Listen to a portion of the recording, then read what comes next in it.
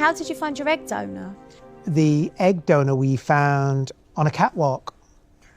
A model? In Miami. What drew you to her? Initially, her looks? It was her looks, completely. And you're honest about that? Oh, I'm absolutely honest about it. Why the hell not? When I saw her on the catwalk, I looked at Scott and I went, oh, she is stunning.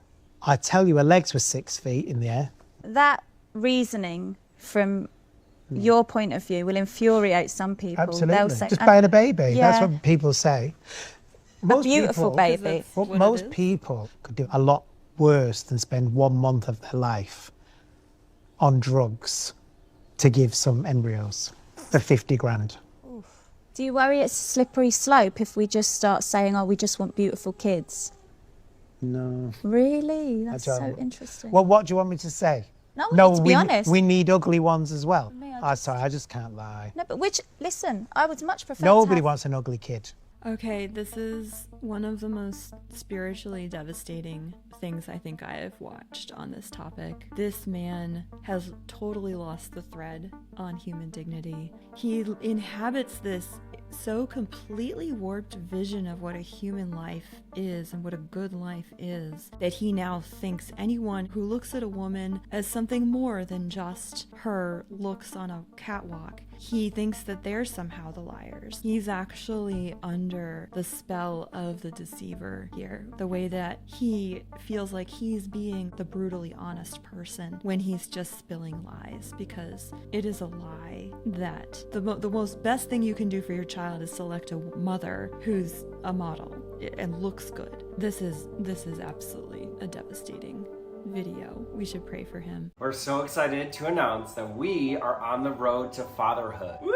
And we have been for about 1.5 years now. A lot has happened. Much has happened. But we've been recording it along the way. I literally have full body goosebumps. So we're gonna do our sperm sample for our kid. That's crazy. We're off to the New England Fertility Institute. Start making a baby. In his whole career, he's never seen two intended parents come in with the exact same number. We were so excited to have you along on the whole journey. Okay, here we go. Roll the tape. Blossom Keepsake says on its official website that it specializes in keepsakes using unused IVF embryos that are destined to be destroyed. Obviously, they have no clue what they're dealing with. When you create embryos, they are human life because human life begins at conception. So this company purports to believe that every life is precious and deserves to be celebrated. Well, then they wouldn't be offering to take the embryos that you create and encase their remains in jewelry to wear them as trinkets. The very fact that society has reached a point where human embryos, children in their earliest stages of life, are being turned into jewelry is a real indictment on how far we've strayed from any kind of moral sanity. Every embryo is a person, and they deserve a proper burial. Freezing or discarding or repurposing them like raw materials for personal adornment is horrifying. One, number 7 on my list is commodification of children. Now children have become products to be manufactured, purchased, and in a sense kind of sold. I'll never forget, we were taking a family road trip when I was finishing my residency training up north. We were driving down 75 to my wife's family, and I saw this, what at first glance was a beautiful picture of a child on a billboard. It looked like one of these Choose Life pictures with a newborn baby smiling, but this was very different. This billboard had a message across it that said, "Want one," with a question mark. It was an advertisement for an IVF clinic. And that just really kind of just solidified in my mind what was going on here. We're selling babies as a commodity now. Ave Maria, everyone. Yesterday, our president signed an executive order in favor of expanding access to IVF. And so it's important that we remember that in vitro fertilization is intrinsically evil because it is contrary to the dignity of the human person and very often results in the creation and destruction of human embryos, that is, human life. Ave Maria. IVF is intrinsically evil. It is evil by its very nature because it perverts the maternal process of creating a child. And it's also evil because it's associated with a whole host of moral hazards that are bad for society, like gamete donation and surrogacy. Hey, everyone. Welcome to the Counsel of Trent podcast. I'm your host, Catholic Answers apologist and speaker, Trent Horn. Today, I have with me the queen of bioethics herself, Stephanie Gray Connors. Steph has done a lot of great work doing pro-life work on abortion ethics, debating abortionists. She is one of the few people, by the way, really probably one of the only people, actually, that I would trust to fill in for me in a second for a talk or for a debate on abortion. She does a great job with that. But recently, she has been expanding in the world of pro-life and bioethics. She wrote a book on assisted suicide. And now she has a new book on IVF, in vitro fertilization. That book is called Conceived by Science. Let me get the subtitle here right. Conceived by Science, Thinking Carefully and Compassionately About Infertility and IVF. So, Stephanie, welcome back to the podcast. Thank you. It's always great to connect with you, Trent. And I have to say, since having my baby, I've just naturally had to be more selective about what events I say yes and no to. And so on a number of occasions recently, when I've declined requests, I have sent a very small list of alternative speakers I recommend. Of course, you're on that list. And I recently said to a group, Trent is basically a female version of me. Well, that's very, very nice to hear. I do notice, when we analyze issues, we often get the same ethical conclusion, get there through the same pathways of reasoning. It's fun. That's why eventually, and by the way, congrats on the new baby. I love it. Are you getting sleep? Not really. Violet is almost 6 months. Everyone talks about the 4-month sleep regression. I think she's getting it at 5.5, 6 months. So no, like 2 nights ago, it was every 1 to 2 hours I was up. Last night, I don't even remember. It's such a blur. So I'm running on the Holy Spirit right now. Yeah, I remember, Laura and I remember those with Matthew. Now we have 3 children, but honestly, I really feel like going from 0 to 1 is it's really the hardest because you're used to your life, and suddenly now there's this demanding person who's lovely and beautiful and wonderful, but still quite demanding, 24 hours a day. But this is a good segue. Well, go ahead. Yeah. No. Well, I was just going to say that's encouraging to hear because going from 0 to 1, we're like, my husband and I got married older. So I was 40, he was 45. I'm now 41. He's 46. And so we're like feeling like we've been hit by a truck, like, oh my gosh, this is so overwhelming. But of course, joyful and delightful at the same time. But yeah, people have said, no, that first baby, your world has been rocked because quite frankly, even when I was pregnant, there were definitely aspects of it that were uncomfortable. I had to sleep on the couch late in pregnancy because the bed wasn't comfortable. Right. But at the end of the day, it's like, I could still nap when I wanted. I could go out when I wanted. And it's when the baby's out of the womb that you realize, wow, I have to completely change my life, which totally helps me grow in virtue. So that's a good thing, but it's really transformative. Right. And so, this is a good segue to what I want to talk about, because I think a lot of people, a lot of Catholics have a hard time explaining why in vitro fertilization is wrong. Because look what we're talking about. Having a baby is a good thing. Now, look how it's benefited you. It's benefited me. What could be wrong with a technology that allows people to have children? Because I think for a lot of people, like when we talk about abortion, a lot of people say, oh, okay, I get that. That's not that hard to argue. Here's a baby. They're wonderful. Abortion kills this baby. How could this be right? I think a lot of people, they can wrap their heads around that.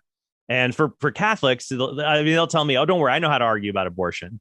But when IVF comes along, it becomes a lot more difficult to explain why it's wrong. And I think some people will try to take a shortcut here and they'll say, well, IVF is wrong because in the process, a lot of embryos are destroyed, which is true sometimes, but that may not be true all the time. And that doesn't give us a principled argument against IVF. So I've set you up with that. Maybe you can take us into the book and your thoughts about how to explain the wrongness of it and what angle we need to take at it.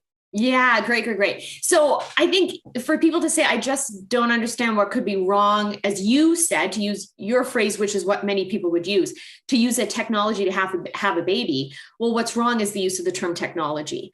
And the reality is, at the core of this issue, we need to remember human beings are subjects, not objects. Objects are to be used. They are to be manufactured.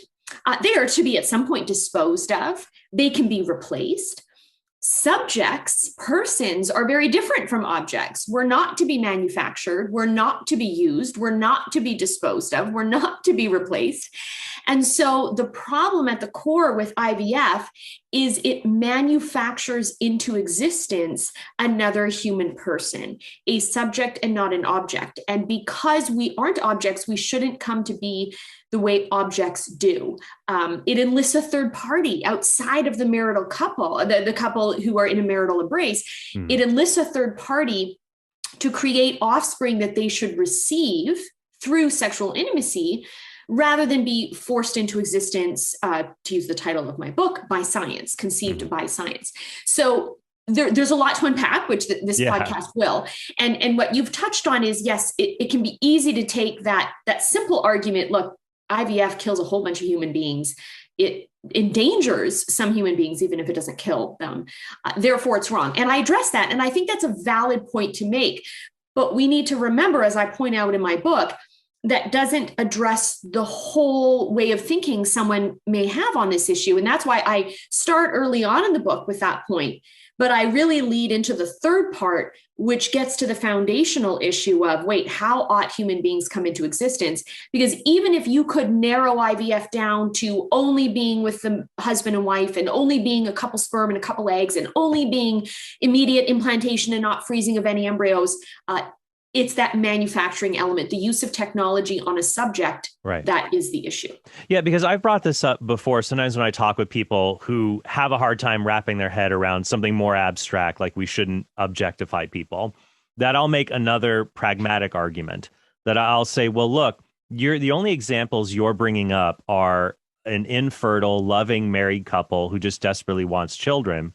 But if we say it's okay to create children in a laboratory from other people's gametes, sperm and egg, why can't a single person order a child? Like in a catalog, I'm going to order the egg, I'm going to order the sperm. And I want this child gestated in somebody else's womb. And once that's all done, drop them off at my house. Under your view, you can't say this is wrong. If this person really wants a child, who are you to say that that's not okay, but a married couple, that is okay? Because I think if you did the example of somebody who just mail order, and that happens, there is a way you can do that. Now you get donor egg, donor sperm, a surrogate pregnancy, and then the child just be brought to your house, Amazon Prime the next day, basically. Well, 9 months and 1 day later. 9 months, yeah. And I think people can see there, oh, wow, that is really like, the child's being treated no differently than an Amazon package in that case, but it's only removed in degree rather than kind from a married couple that uses, and to make clear, everyone understands what we're saying, in vitro fertilization, we're talking about taking sperm out of the man's body, egg out of the woman's body, fertilizing it in a petri dish or another apparatus in a laboratory, and then placing the embryos that are created, the ones that are screened, back into the woman's uterus. Because I think before we continue on, it's important for us to distinguish, to get out of a misconception. We are not against fertility treatments that are illicit.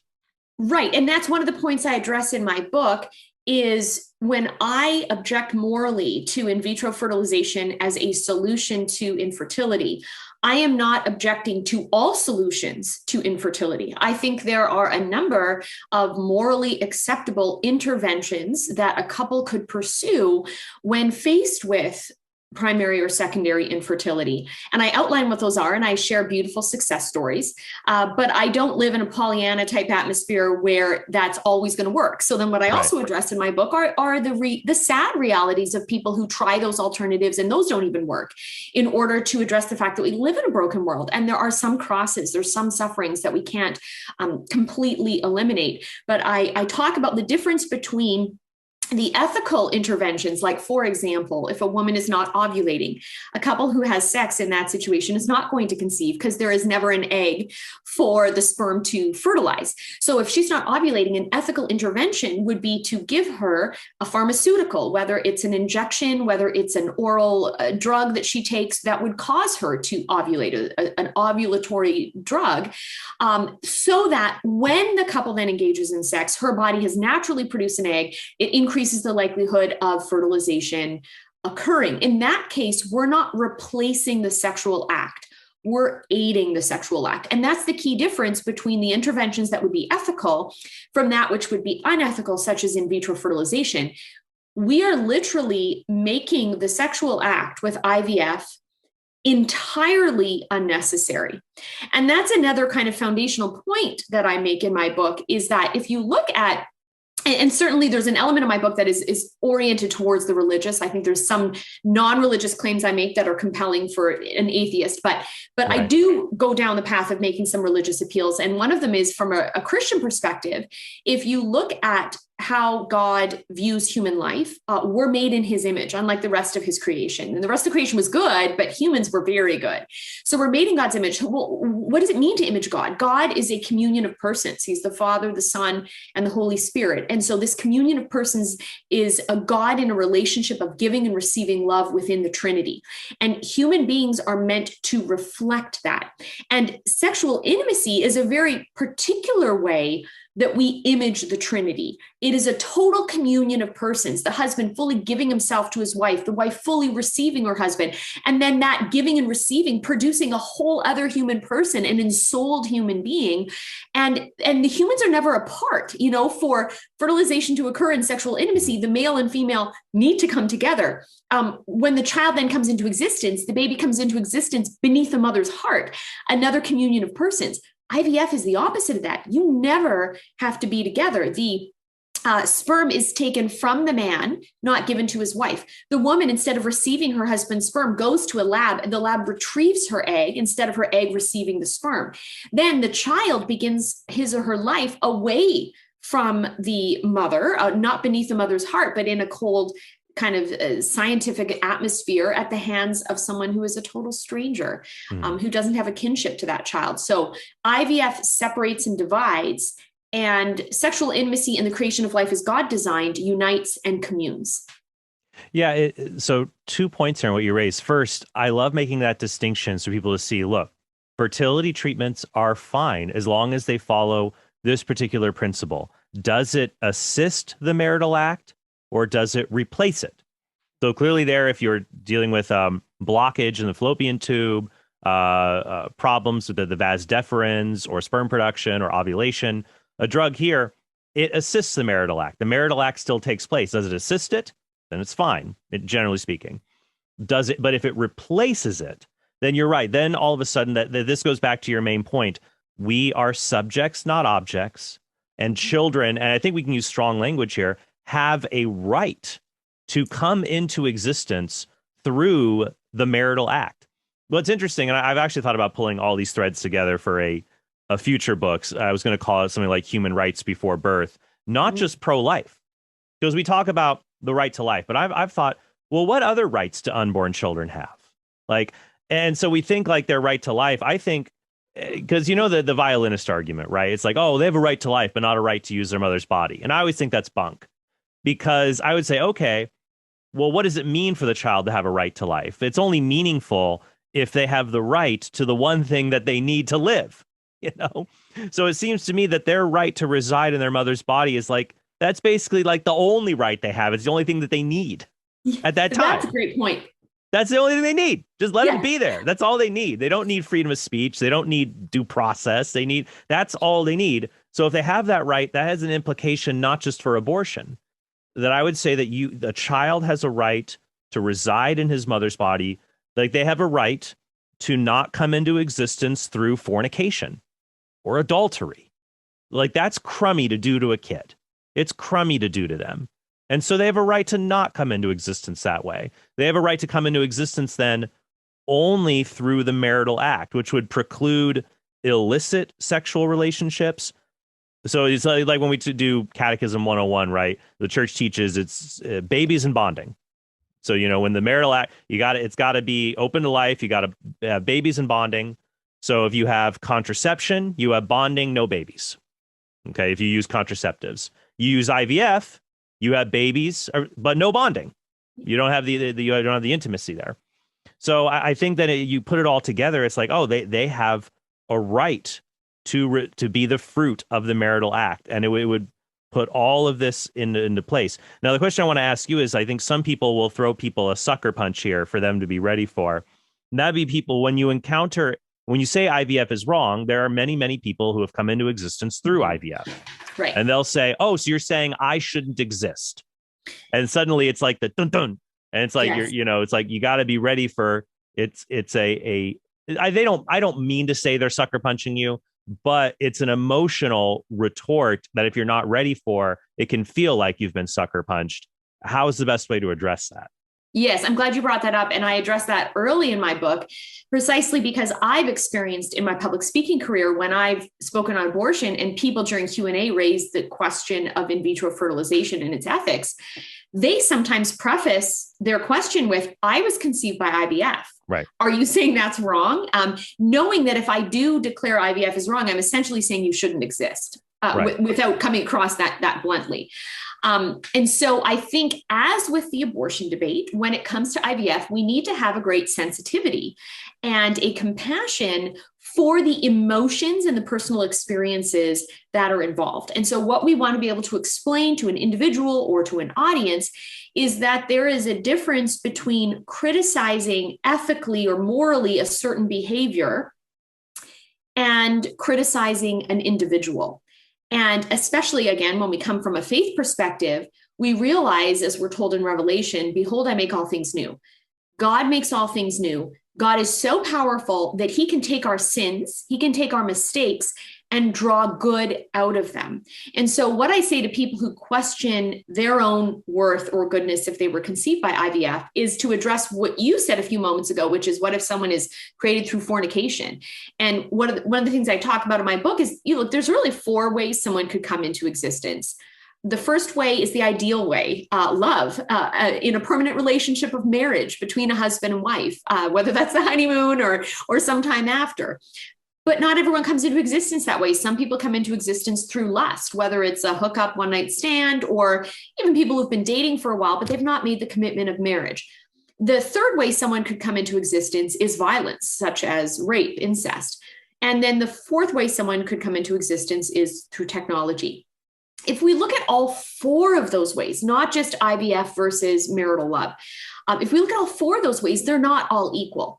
As wrong as we would say having sex outside of marriage is, in a hookup or in a boyfriend-girlfriend relationship, worse than that, it would be rape. Obviously, a violent act inflicted upon one party, that would be more wrong, we could say. But the child conceived from rape, a friend of yours and mine, Ryan Baumberger, who's with the Radiance Foundation, he came into existence that way. Right. The person who comes into existence is still valuable. They're of dignity. They are unrepeatable, irreplaceable, and they are the good that God brings from the evil. God doesn't make the evil good. He just says, well, you're going to commit evil. I'm going to work within the choices human makes, so I'm going to bring good from that. The same with the person who's conceived on a one-night stand or as a result of their teenage parents who have been dating for a year having sex. The sex that couple had was wrong. The child conceived is not bad. The child conceived is a good. Same with the person, of course, conceived through love, and therefore same with the person conceived by IVF. The individual is good, but we're saying how they came to be is not morally right. But we humans don't have the ability to go back in history and undo what has happened.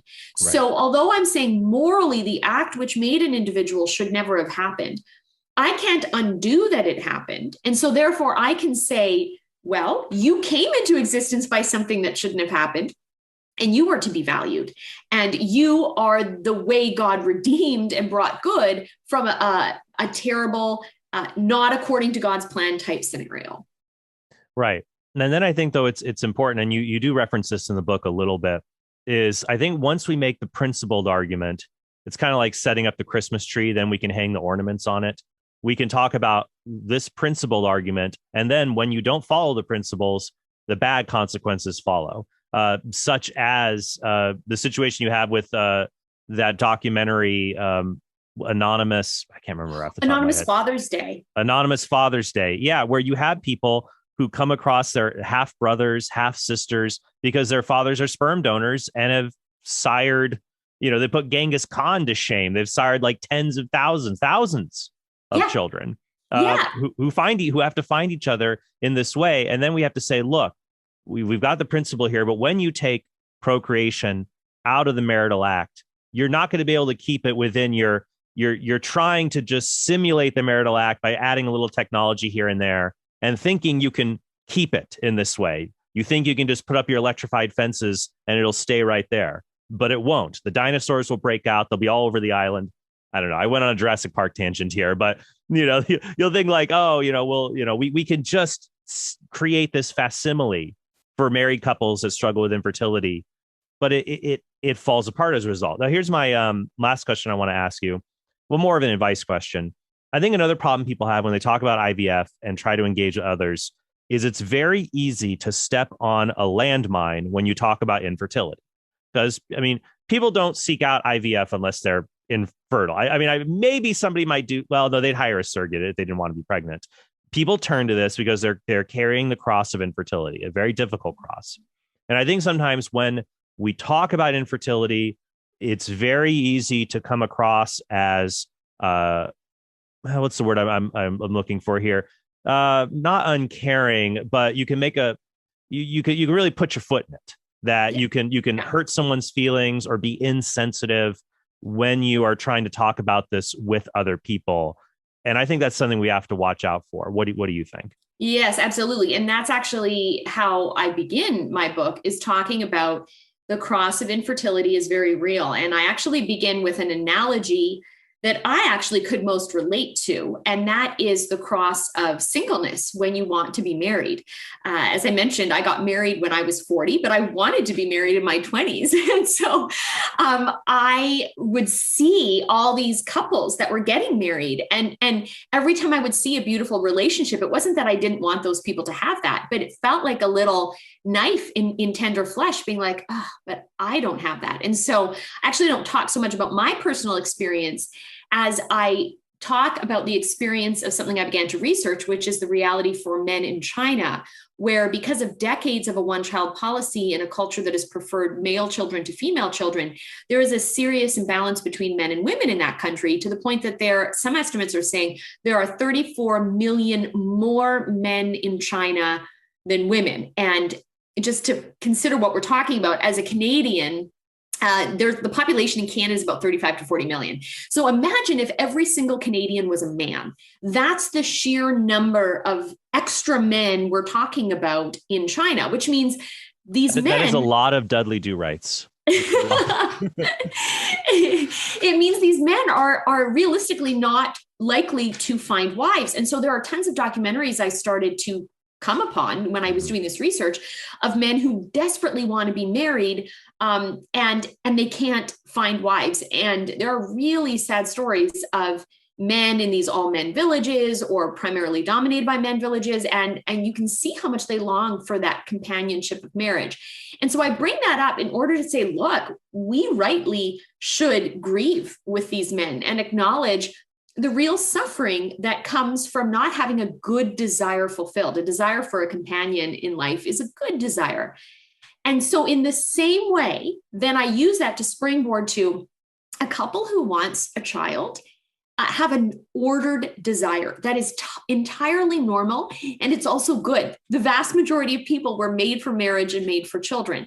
And so therefore, it's understandable that when a couple who wants a child and don't have one sees another couple with children, and yet that next pregnancy announcement, the couple with 5 kids declare on Facebook, number 6 is on its way, and that couple who can't conceive are like, that feels like a knife in tender flesh. Or it's hard. I think one that's hard is when you hear about people who engage in fornication or who are considering abortion, especially if you struggle with infertility. It's like, why do these people get to have kids they don't want, and I can't get to have a child I do want? You feel very unfair.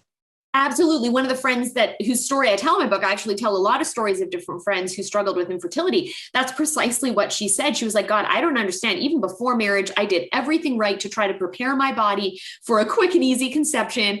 It wasn't happening once I got married. And I would look at people having abortions thinking, this doesn't make sense. Why aren't you blessing me with that child instead? So all of this to say, we need to really sit with what that pain is for these people and allow ourselves to feel their sorrow, not to the degree that they experience it, because we can't until we've really been there.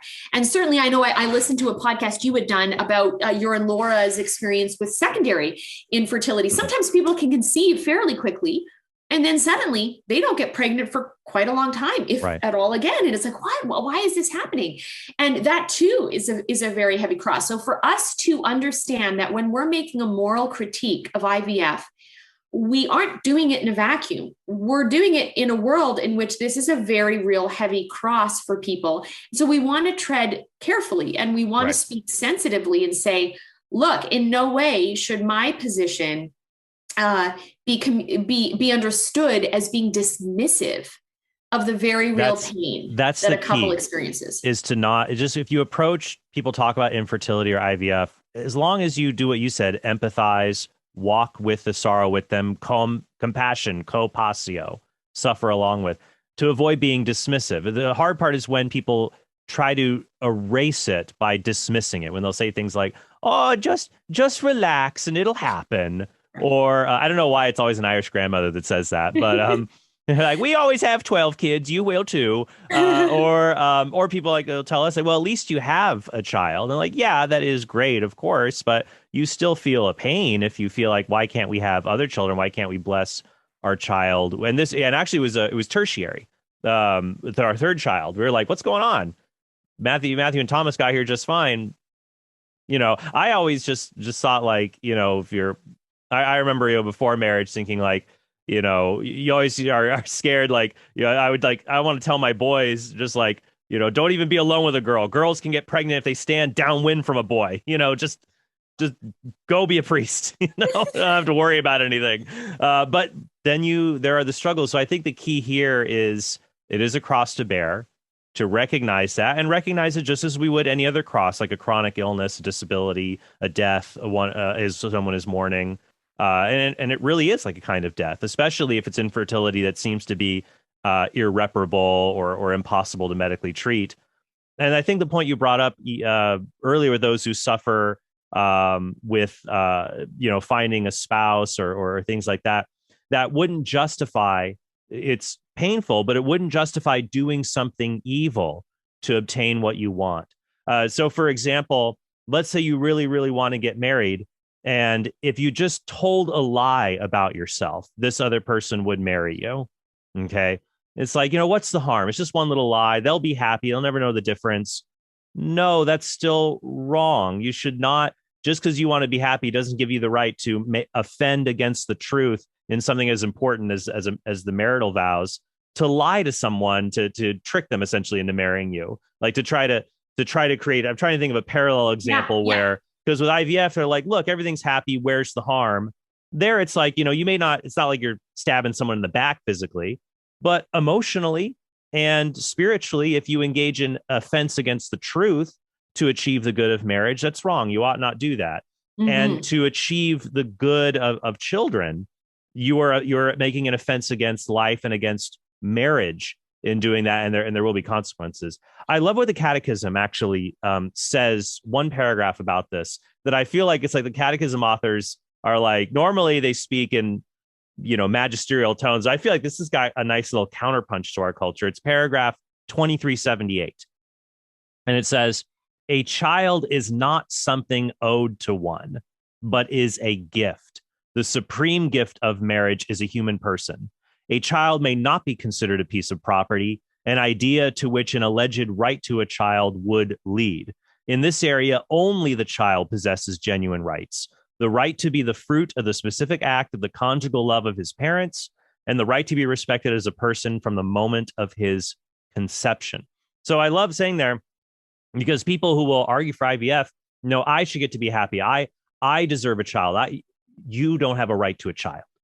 No one, because there it goes back to what you said at the beginning, subject versus object. Right. You don't, if just people don't have a right to me as an apologist, like you don't have a right to me to, like, I have a right to you to come to my parish and speak. Well, no, I'm a person.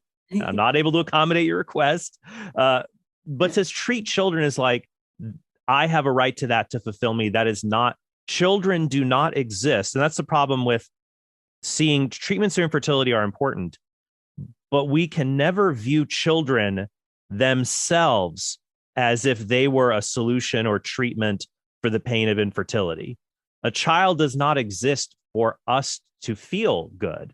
They exist solely for their own good, and we serve them. So not to pontificate here, but I think we have to be compassionate, but also push back against a modern idea that children exist for our good, which leads to IVF and all these other things. Absolutely. And it's, I think, another chapter in my book where I talk about rights versus gifts.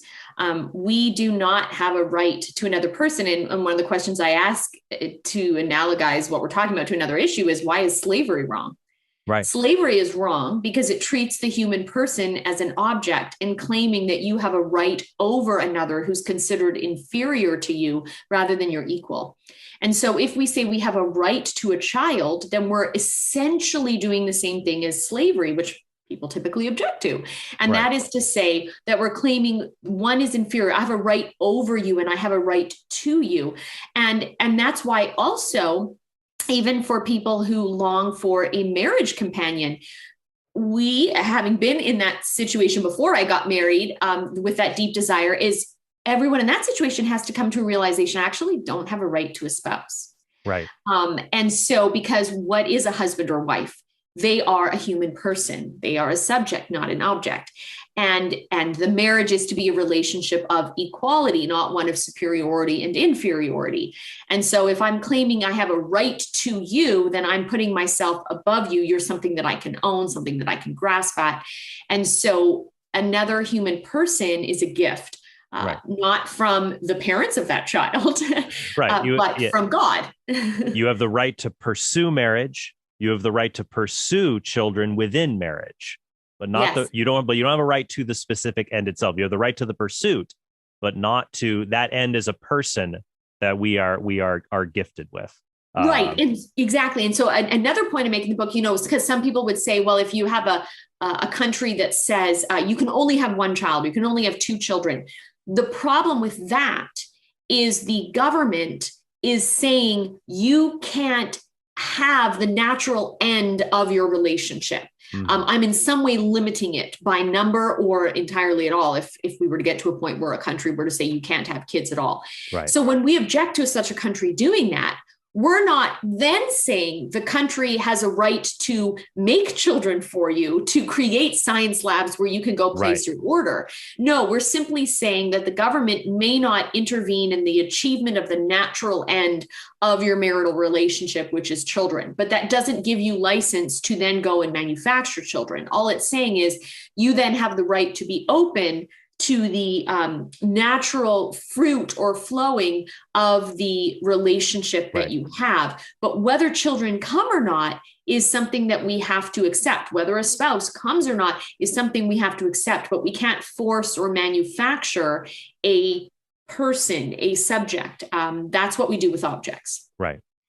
Thank you so much, Stephanie. Super helpful to have you on the show with us. Stephanie Gray Connors, her book is Conceived by Science. Where can people get a copy and learn more about what you're doing? I know you're spending a lot of time at home, and that's a good thing. I'm glad you could spend that time with little Violet. But where can people learn more about your book and what you're up to?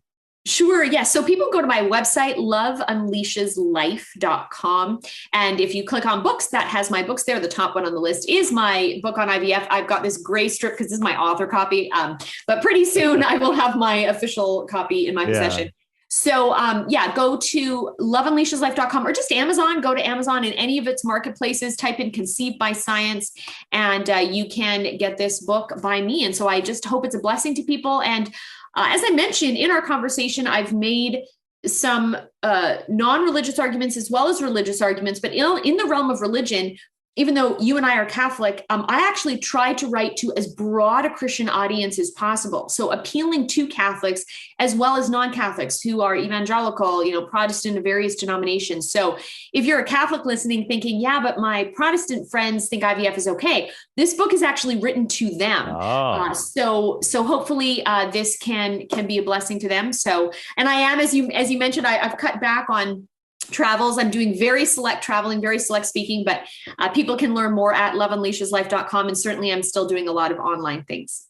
All righty. Well, thank you so much, Stephanie, for joining us. Everybody, please pick up a copy of Conceived by Science. We want to equip ourselves to be able to talk about a wide variety of bioethics issues. We'll have to have you back to talk about your book on assisted suicide. I think that would be a good topic as well.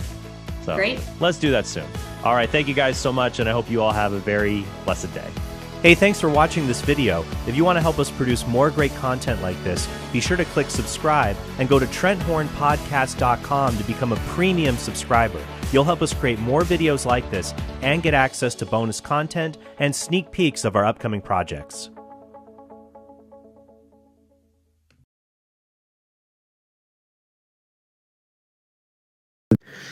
Hello everyone, how's it going? Hope you're doing well. Just wanted to do a video here on this whole topic of in vitro fertilization that's kind of been coming up lately. But before we get into that topic, from a Catholic perspective, of course, but before we get into that topic, just to let you know, if you like this video, if you like what I have to say, if you found it helpful, give it a like. It helps with the algorithm and everything, and comment. Let me know what you think. And if you want to support me, patreon.com/classicaltheist is a great way to do it. You get Q&A access unlimited per each month that you're a patron. I do a video of your request. If you want me to do it on a topic of your choice, you can do it that way. And you get monthly articles. I have like over 100 pages of catechetical notes that you'll have access to. So, and lots of other little things too that I need not get into in every single video, but it really helps to support my operation here. Okay, so on to this whole topic of in vitro fertilization. Well, to kind of preface the topic, it's kind of an unfortunate byproduct of the multi-layered complexity and philosophical depth of Catholic moral theology that oftentimes the correct moral stance of the Church that the Church proposes may be accepted by some or many, but for either the wrong reason or for merely secondary or tertiary reasons. I think this is kind of a tendency that happens with some of our more complex and more subtle moral doctrines, and this has the unfortunate consequence of misdirection, I think, in moral discernment, and if it's not guarded against, it can lead to more fundamental errors in moral thinking further down the road, or relating perhaps to other moral questions. And I don't think there's a better issue that encapsulates this issue, I think, than in vitro fertilization, and so that's why I want to talk about it today. Now, due to the relative novelty of this practice, I think, and consequently the underdeveloped theological reflection surrounding it in the life of the Church, as I indicated with respect to that whole tendency, the magisterium's condemnation of IVF has unfortunately not really been well received, to put it mildly, or even adequately understood. And not only by just the public at large, the secular public, but even by a lot of Catholics even who seek to defend the Church's very teachings on the issue. So to non-Catholics or dissenting Catholics, the teaching is kind of perceived as arbitrarily cruel. It's just rejection of couples who are in goodwill, just want nothing more than to have children of their own. But this video is kind of more addressed. It is addressed to them, but it's also, I think, more specifically addressed to Catholics wanting to defend the Church's teaching on the matter, because unfortunately they usually focus almost exclusively on the bad consequences of IVF that take place as a result of it. Namely the freezing and subsequent discarding of untold amounts of embryos, and no doubt this is absolutely something we should be talking about. But unfortunately, it kind of misses the fundamental point of that underlies the Church's theological condemnation of IVF. So if not the practical, homicidal consequences of IVF, which is bad enough, where then exactly is the malice? Like, where's the theological malice of the sin of IVF to be found, right? That's the operative question. It's not so much found in this or that consequence of IVF, but rather it's found in the intrinsic means whereby IVF is done. That is, so this is where the malice is found, and we'll spend the rest of this video articulating and defending it, but it's in divorcing conjugal union from the effect of sacred procreation. For here, as Cardinal Ratzinger puts it, I'll quote Cardinal Ratzinger, he says, from a moral point of view, procreation is deprived of its proper perfection when it is not desired as the fruit of the conjugal act, that is to say, of the specific act of the spouse's union, unquote. So in other words, the conception of the child is inextricably linked to the spousal union of love as its divinely ordained principle of origin, to borrow a Trinitarian term. It is in this spousal union, which is, as the Church teaches, the sexual relationship called for by the moral order, namely the relationship which realizes, and I'm quoting Gaudium et Spes here, the full sense of mutual self-giving and human procreation in the context of true love. In other words, because the conception of the child, the conception of children, proceeds naturally from the conjugal union of spouses, to bring about the conception of children outside of this natural principle of origin is essentially to deprive the child of that which is owed by nature to his or her very identity, namely that conjugal act of love, which pertains essentially to that identity's very intelligible structure. To put it another way, as it's impossible to discern the identity of any child without recourse to the procreativity of man and woman, so it is also impossible to disentangle the conjugal love from the active realization of that procreative capacity's power without contradicting its intelligible structure in the moral order. And it's really in this act of contradicting the intelligible structure of things that constitutes some violation of the natural law. The natural law reasoning of the natural law morality is really predicated on our actions respecting the intelligible structure of our nature and the acts that proceed from our nature's activity.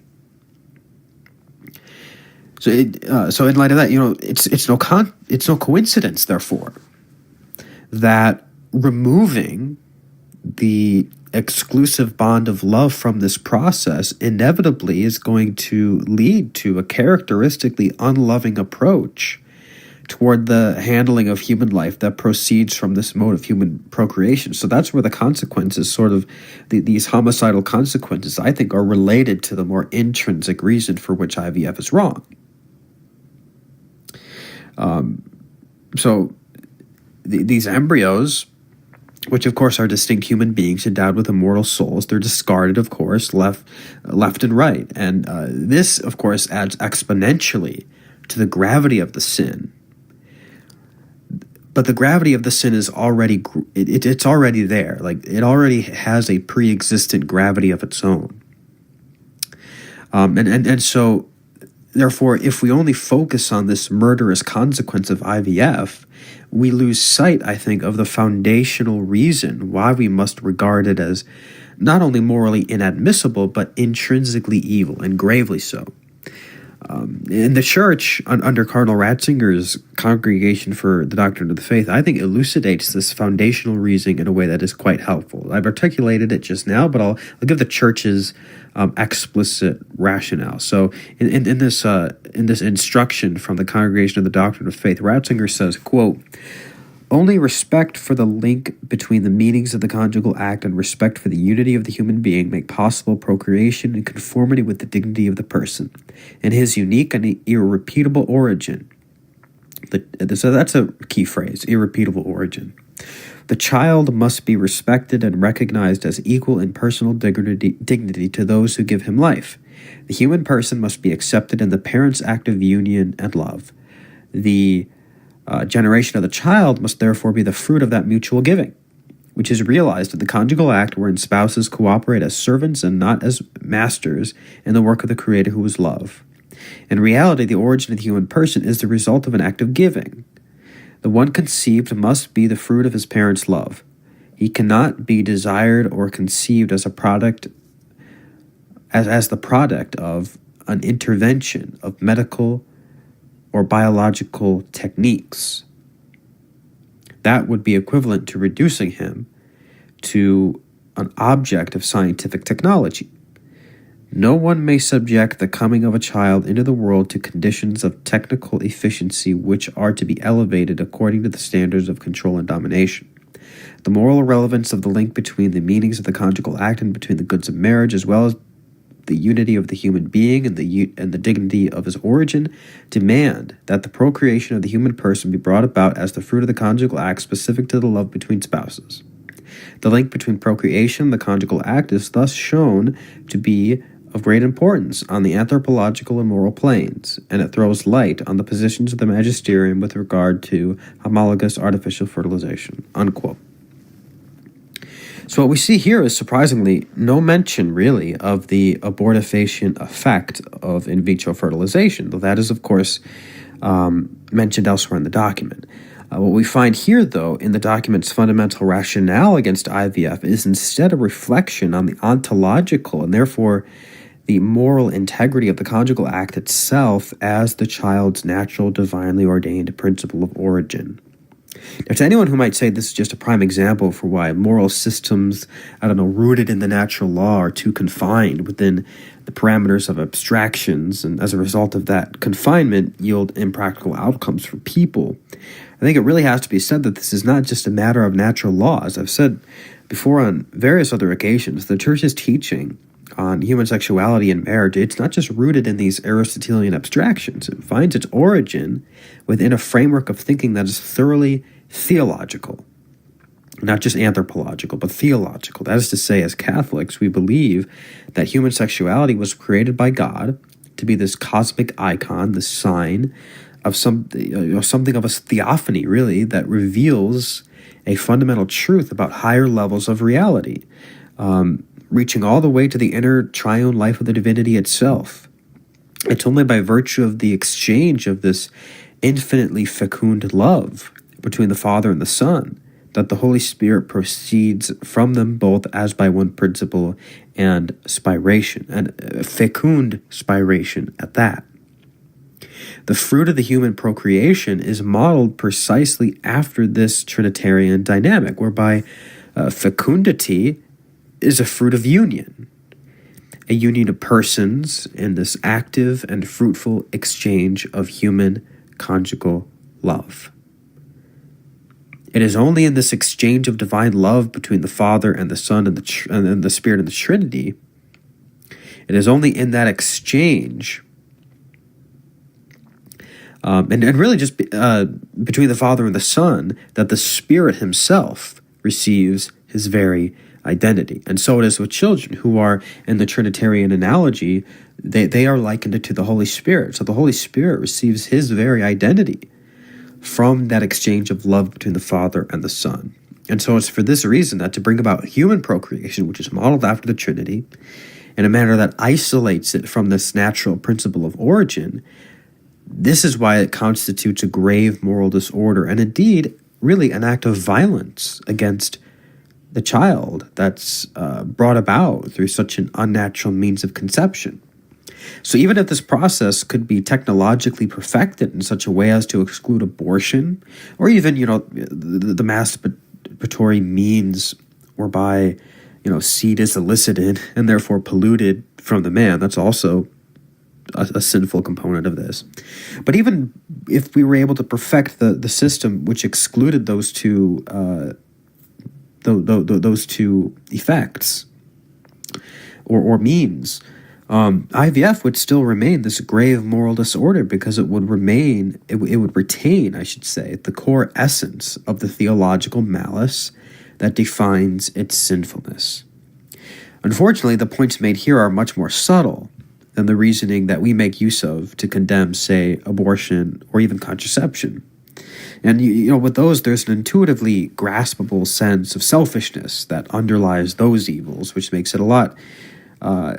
It provides us with an easier angle from which to condemn those acts. But with IVF, oftentimes, maybe even more often than not, the desire to pursue this means of conception arises from really a selfless motive, a desire to be blessed with an opportunity for lifelong commitments of this selfless love in the bearing and rearing of children, of new human life. And so we should commend those motives, but we have to remain steadfast at the same time about the evil that's facing us, and not just from these consequentialist angles, while they should still be mentioned. And the Catholic Church, it seems to me, is the only mainline Christian institution advancing this specific argument, and it's gaining all this popularity and traction. Even the Republican Party has rubber stamped it. So I think we really need to do everything we can to assist the Church in defending the natural law on this point, and defending it well, so according to the principles that I've outlined. So I hope that was helpful. I hope you got something out of this video. If you did, like I said, give it a like. Let me know what you think in the comments.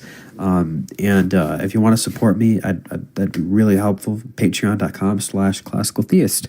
God bless you. You look at abortion. You can pretend it's a virtuous, heroic thing, but everyone who's not insane goes, yeah, right. But is it? And then you have to try to put lipstick on that pig. Right.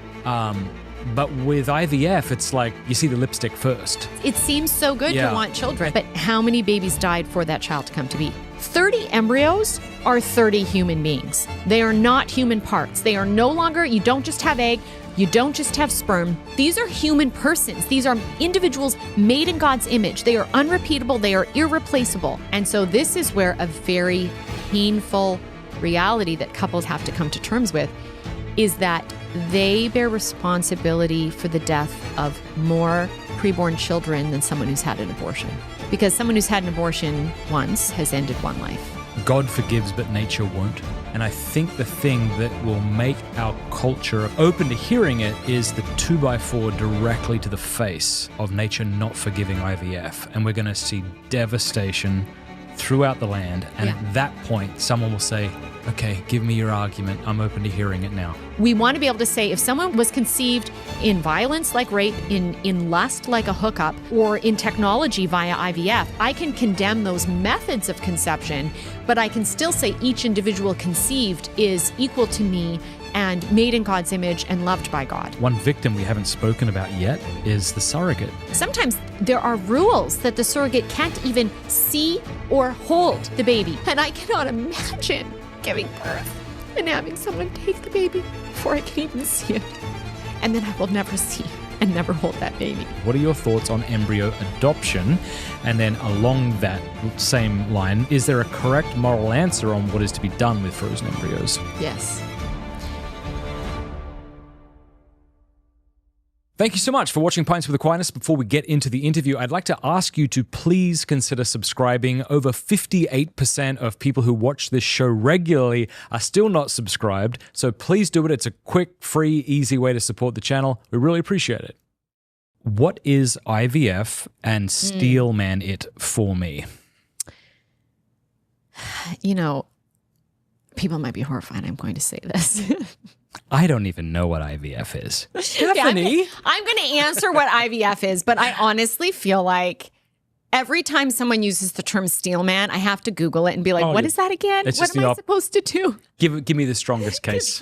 You know, it's a relatively recent term. People would be horrified. Like, Stephanie Gray Connors doesn't know what's to. And honestly, I have to Google it every time. I'm like, shoot, what is it again? No, that's fine. Yeah, I can give the best argument. Yeah, so you know, it's funny. One of my most viewed videos on the channel, it's got like 1.5 or 6 million views, was you on the violinist. Steel manning the violinist argument and then ripping it apart. So what is IVF? Yeah. Because there are people who are like, I don't really know. I think I should know. I feel bad that I don't know. Maybe how you feel bad that you don't know what steel manning is. Yeah. And then kind of give the most compelling case for it, and then we can... Yep, and then we'll unpack it. So first we'll talk about what it is, and then I'll make that compelling case. So IVF, literally in vitro fertilization, means in glass, vitro, in glass fertilization. So creating life in glass.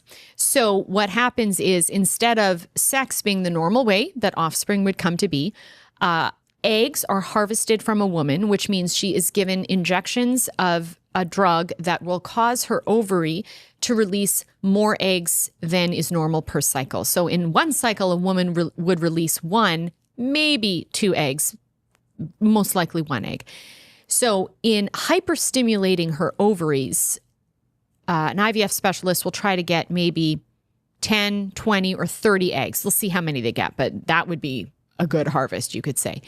Now, if you think about a woman releasing 1 egg a month, 12 months in a year, 12 eggs a year, we're talking, if you get 24 eggs, you're getting 2 years worth of eggs in one sitting. Okay, so eggs are taken and they're extracted through a tiny needle from her body, kept in a lab. Sperm is obtained from a man, typically through masturbation. Technically, a couple could have sex with a perforated condom in which some of the semen would go in her body, but some would be collected in the condom, and could bring the condom in with what remains. But that is not typically how it is. I would suspect someone who's... I'm just going to say it's possible. Someone who's pro-IVF probably isn't like hung up about masturbation. Yeah. Right, yeah. But just because for the person out there who's like, well, I could do it in an ethical way. I could find a way around this. Okay, so semen. And even that we could question. But anyways, so you get a semen sample, and then that also goes to lab. So then you've got your glass petri dish, and you've got your scientist who takes the eggs, and it takes an egg and then takes either a sample of sperm, puts them all in the dish, and it's watch and see which sperm go and fertilize that egg. Or you can do a procedure called ICSI, ICSI, where the scientist will take 1 sperm that they select to be of good caliber, good quality, and inject it into the egg. Either way, you get fertilization in glass. They watch to see if that new human being starts to develop and grow through the cellular stages of 1 cell, 2 cell, 4 cell, 8, and multiply each time. Then typically this embryo would be subjected to genetic testing to see if there are any genetic anomalies. Once a good quality embryo is identified, then a couple will return, or even the woman could come by herself. The man's presence is not necessary, which we'll go into as we unpack this topic. But then she goes, and the embryo or a couple embryos will be inserted via catheter into her uterus, and it's a watch and see whether that embryo then implants. So the doctors don't implant the embryo, they insert the embryo, and then they wait and see if that human being burrows into the uterine wall and grows for 9 months. So that's the basics of IVF. Those who want to argue that it's good, and let's talk about those who might think they have the stronger case. The couple that's married that's having a difficult time conceiving. Because in a moment, we can talk about all these other cases like a homosexual couple, people that aren't even related, someone who just wants a baby and they go find a sperm seller. Let's take, you've got a married couple. Let's say they're Christian, whether it's Catholic or Protestant. They love the Lord and they love the Lord's word. And the Lord's word says the first command is be fruitful and multiply. And there are passages in the scriptures that talk about the blessing of children, the reward that children are, and they are experiencing the terrible cross of infertility and can't seem to get pregnant. And they say, well, we're to be fruitful and multiply. We're a married couple and we believe in sex is for marriage because you should only produce children with your spouse. So we're going to take my egg and his sperm and not anyone else's, and we're going to go to a lab. And just as I could have someone help me if I have a heart condition and need to take heart meds and I rely on external help to keep my heart healthy, I'm going to rely on external help here to achieve the command to be fruitful and multiply. And I'm going to pursue IVF, and I'm going to have a child that we raise to love the Lord.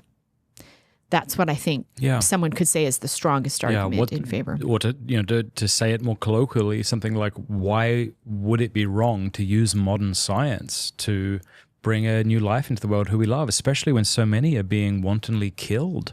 Right. So I would say, in general, it's not wrong to pursue modern science. That can be a gift the Lord gives us and the intellect of other people and the skill of other people can be how God works through others to restore shalom. And I have a chapter on shalom in my book where I talk about shalom, was a word in the time of Christ. Jews would use that as a greeting, like shalom, shalom, peace. It means peace. But there are so many more references to shalom in what it was intended at the time than simply a greeting of peace. Shalom was this wish for and a desire to work towards the total fullness of the person and how things ought to be in a right ordered fashion. And so infertility is a sign of things going wrong. So it is good to want to have shalom, to want to right order everything to the way it was meant to be in the beginning when God gave us the command to be fruitful and multiply at a time where IVF didn't exist. So obviously at that point, to be fruitful and multiply would have to occur through sexual intimacy. So where that has gone wrong and we don't have everything working together, is it good to seek to restore and correct things? In principle, yes. In practice, we have to look at morally how we do that. So if you have a woman whose fallopian tube is blocked so that her egg cannot travel down to meet the sperm who are traveling up, the fallopian tube is supposed to be unblocked. So going to have surgery to unblock the fallopian tube is a good thing. If she has polycystic ovarian, PCOS syndrome, and it is difficult due to the leathery skin of the ovary for eggs to be released, then she can have wedge resection surgery where a section of the ovary is cut out and the skin stretched to make it thinner so that eggs actually can break through that thinner area. And then when intercourse happens, then the sperm can hopefully get to the egg and fertilize it. So that's using science, that's using technology. We're taking a body part that's essentially broken and we're fixing it. Like Jesus and his apostles did when someone was blind and they restored sight, or someone had leprosy and they touched them to heal them of that terrible illness.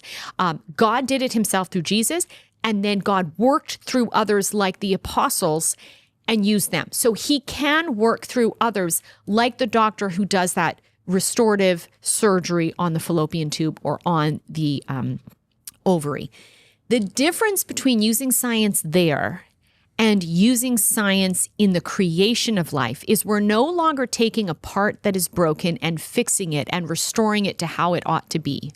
We're taking an approach God designed for offspring to come into existence, sexual intimacy.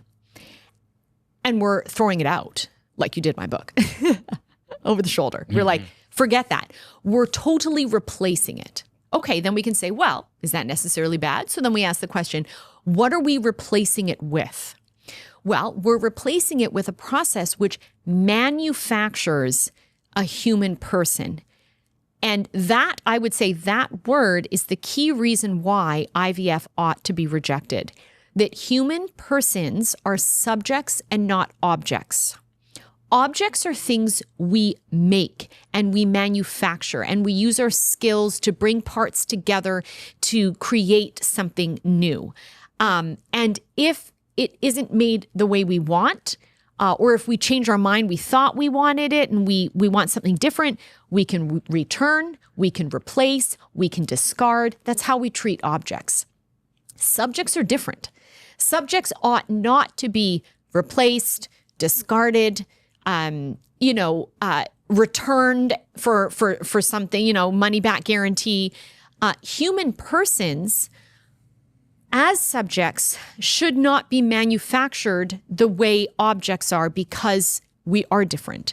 We are made in God's image, and we should therefore be received as a fruit of two people coming together in a communion of persons, rather than our very existence being contracted out to a third party, someone who's not part of the marital commitment, and a party that is disconnected, unrelated, and then say, hey, can you make a baby for me the way you could make a car, the way you could make something else?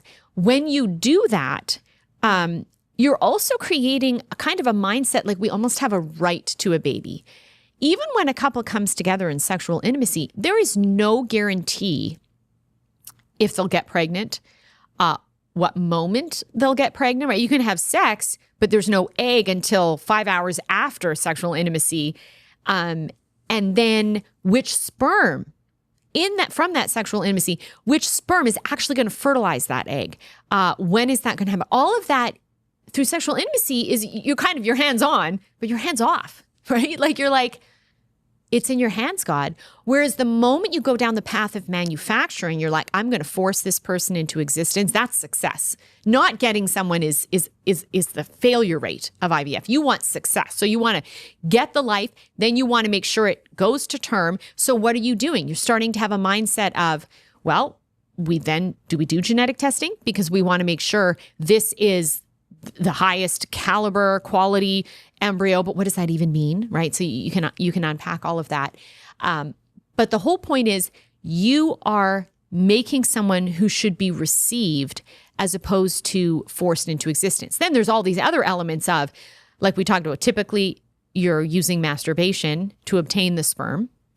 And a way I kind of like to look at it as with sexual intimacy, you always have to have a communion of persons. The male and female have to come together.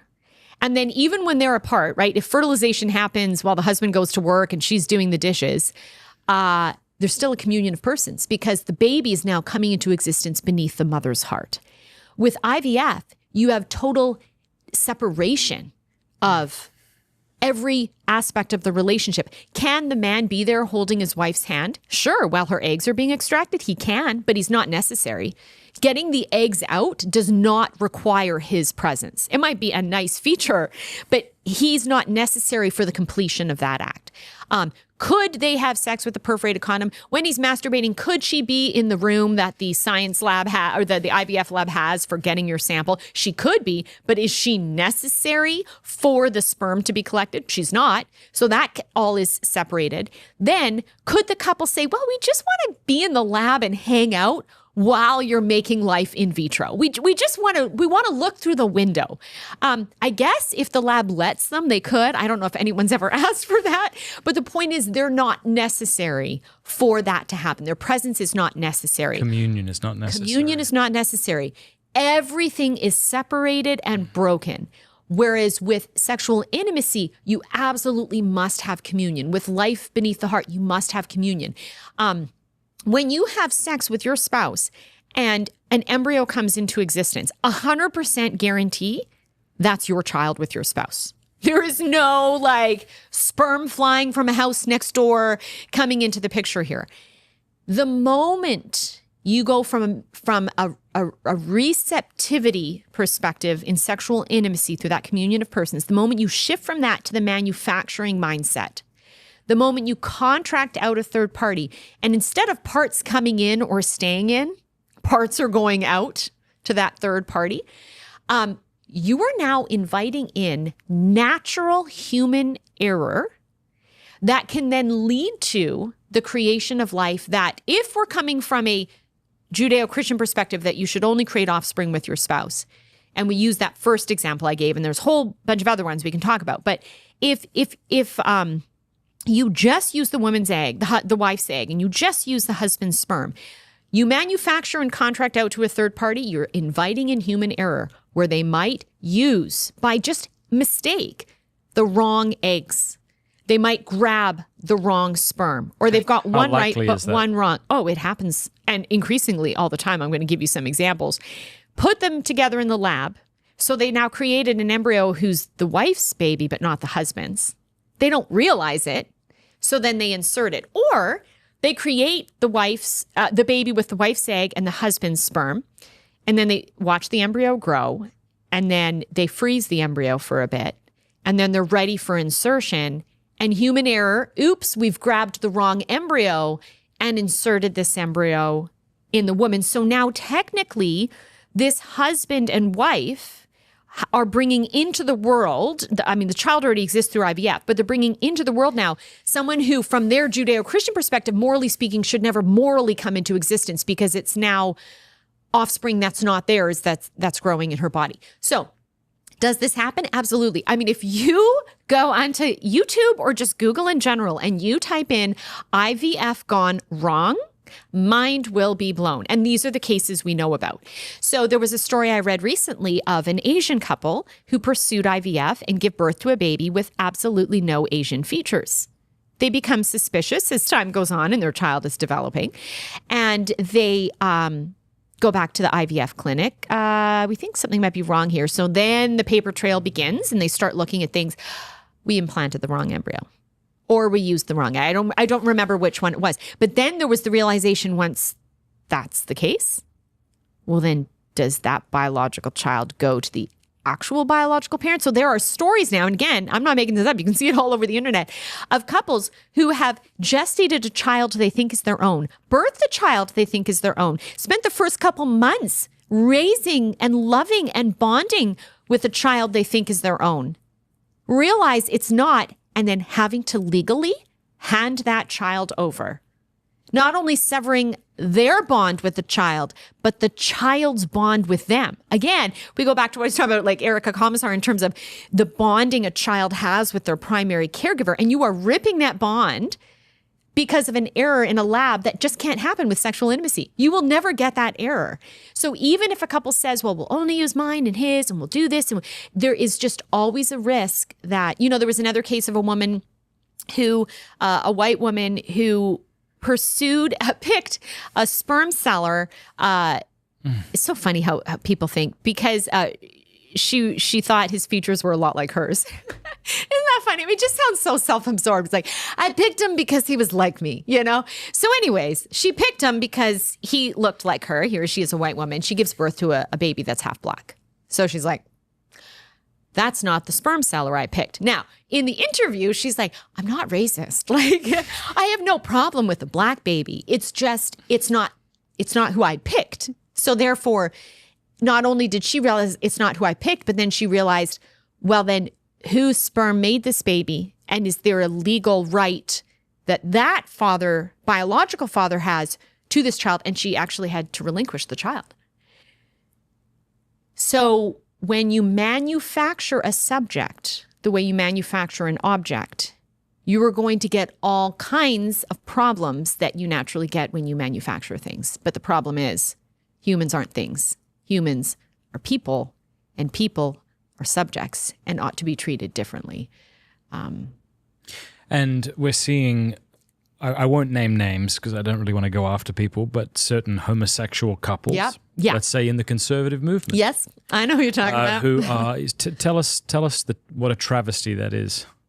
Yeah, so beyond then, right, the person listening who thinks, well, can I not do IVF ethically by just doing what I've described, with my spouse and I?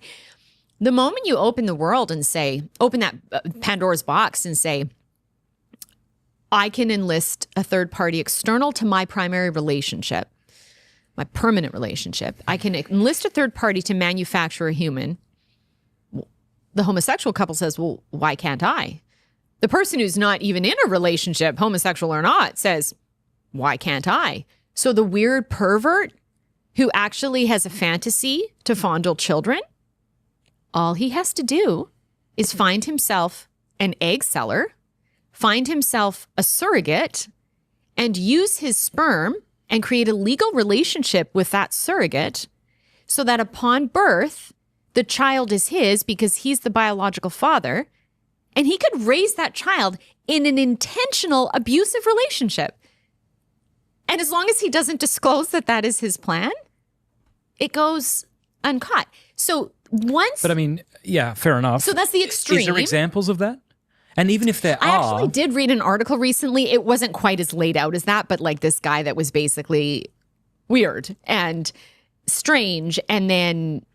goes and pursues having a child It's an accidental argument, isn't it? Because, of course, a weird pervert father could presumably impregnate his wife for the same purpose. Correct. I would assume it's a lot less likely for a number of reasons, but... Correct. So, yes, you can always get, because we're sinful humans, in the natural course of things of conceiving children through sex, you can still get people who are going to mistreat their children and so forth. But the point is that when you manufacture humans, you're creating a situation where there's almost a market. Not almost. There's definitely a market. There is a market. So then you can go the extremes of the example I gave of the married couple, this other example of some weird pervert, and then you've got kind of this middle case, like you've said, of maybe a homosexual male gay couple that clearly have no female in the relationship that can gestate the pregnancy.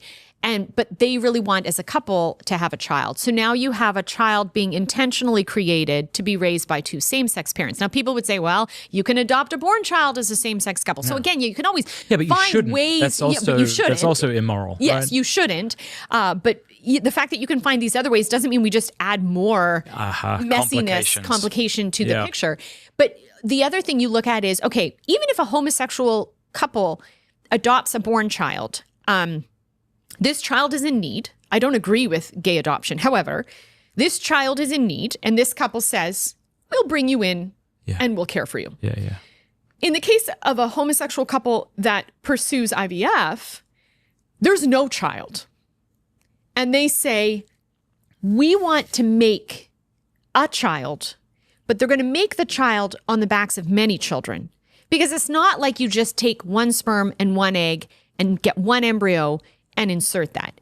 The IVF industry is about success rates, which means success, yes, begins with a fertilization happening, but ultimate success is a healthy birth. So to get to that healthy birth, you want to be sure that you not only get an embryo growing in the lab, but the embryo implanting in the uterus, and then actually not even miscarrying, but growing for 9 months. So you want lots of embryos to increase the odds of that ultimate success. So a homosexual couple might say, well, we're going to take my sperm and your sperm, and we're going to get 2 egg sellers, or maybe even 1 egg seller, because we want the children to be related by being half siblings. So you get 1 female and you say, we're going to buy your eggs. So then there's, again, this manufacturing kind of objectification of the human person. Could someone give their eggs without selling? Yeah, they could. And in some countries, they do ban selling gametes. But here you can totally, here in the United States, you can totally buy and sell eggs and sperm, and it can be very profitable. I mean, IVF industries market especially to college students and incentivize them by saying, look, we'll give you 15 or 20,000 per egg harvesting. And so you can pay off student debt, you can go on a vacation, you can get a down payment for your home. And does it take a lot? And are there health risks for a woman to hyperstimulate her ovaries and so forth? Yeah, so she does it less frequently, but even if she does it once, she gets a whole whack load of money. A sperm seller can do that often. So he gets less per sperm sample, but he can sell regularly. He could sell weekly or monthly, right? So it's you can have a whole side gig. I write about this in my book. There was during COVID, there was a IVF clinic that was incentivizing men by saying basically in these hard times during COVID, you can get an extra $1,000 a month by becoming a sperm seller. Of course, they say sperm donor, but I'm sorry, if you're making $1,000 a month, I'm going to call you a sperm seller. Golly. And if you get your friends in on this gig, then we will give you a kickback for bringing someone into the market.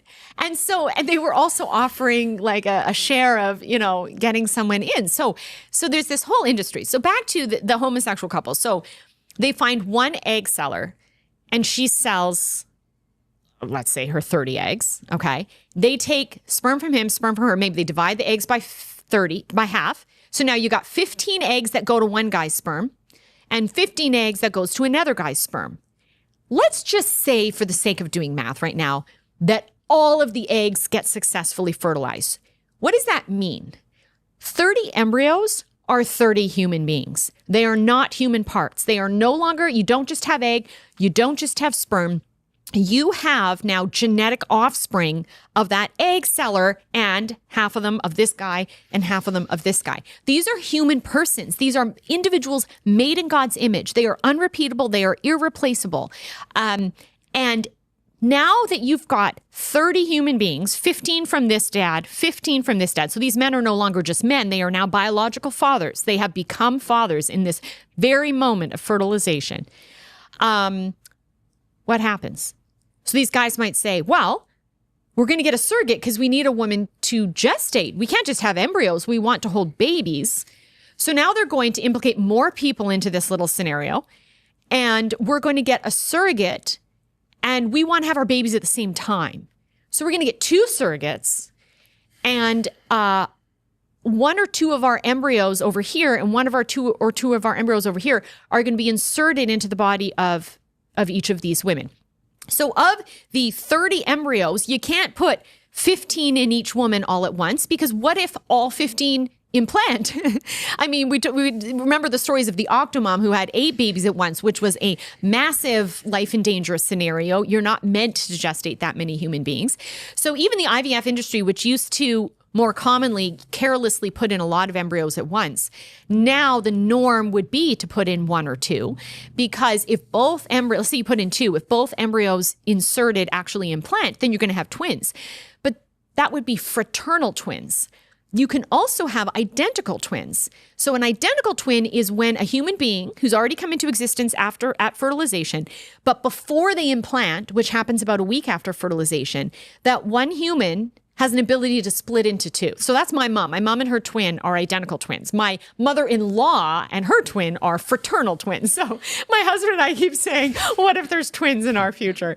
Anyways, so you could put in fraternal twins, and they each split into identical twins, and you have inserted 2, and now you have 4. That's a life, and that's a risky scenario. You're going to have to monitor that pregnancy. A lot of places would say do selective reduction. Now we're introducing another moral situation. Let's selectively reduce and abort 2 or 3 of these 4 babies. So let's say you just put in 1 each, and let's say they don't become identical twins, but now you've got 1 each, and let's say they carry to term in the surrogate. And then at birth, they're given to the homosexual couple, and they say, oh, look at our twin boys that are actually genetic half-siblings thanks to the egg donor, egg seller.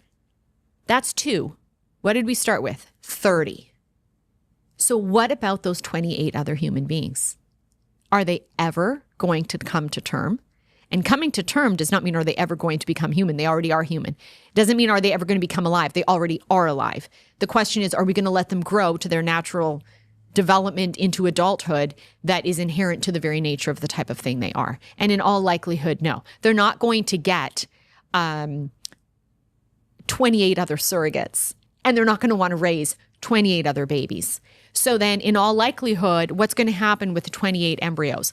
Well, already some of them were probably destroyed right away because they were deemed not viable. They were considered to be low grade. Embryos are typically graded the way you'd grade an essay in school. You get an A-, you get a B+, you get a C. Embryos are graded that way based on whether they're, good enough, good quality, whether they're likely to go to birth or not. Again, on what basis can we actually be sure what you label as a C is not going to go to term, and maybe that would be better than the A. But again, there's all these manufacturing mindset to this scenario.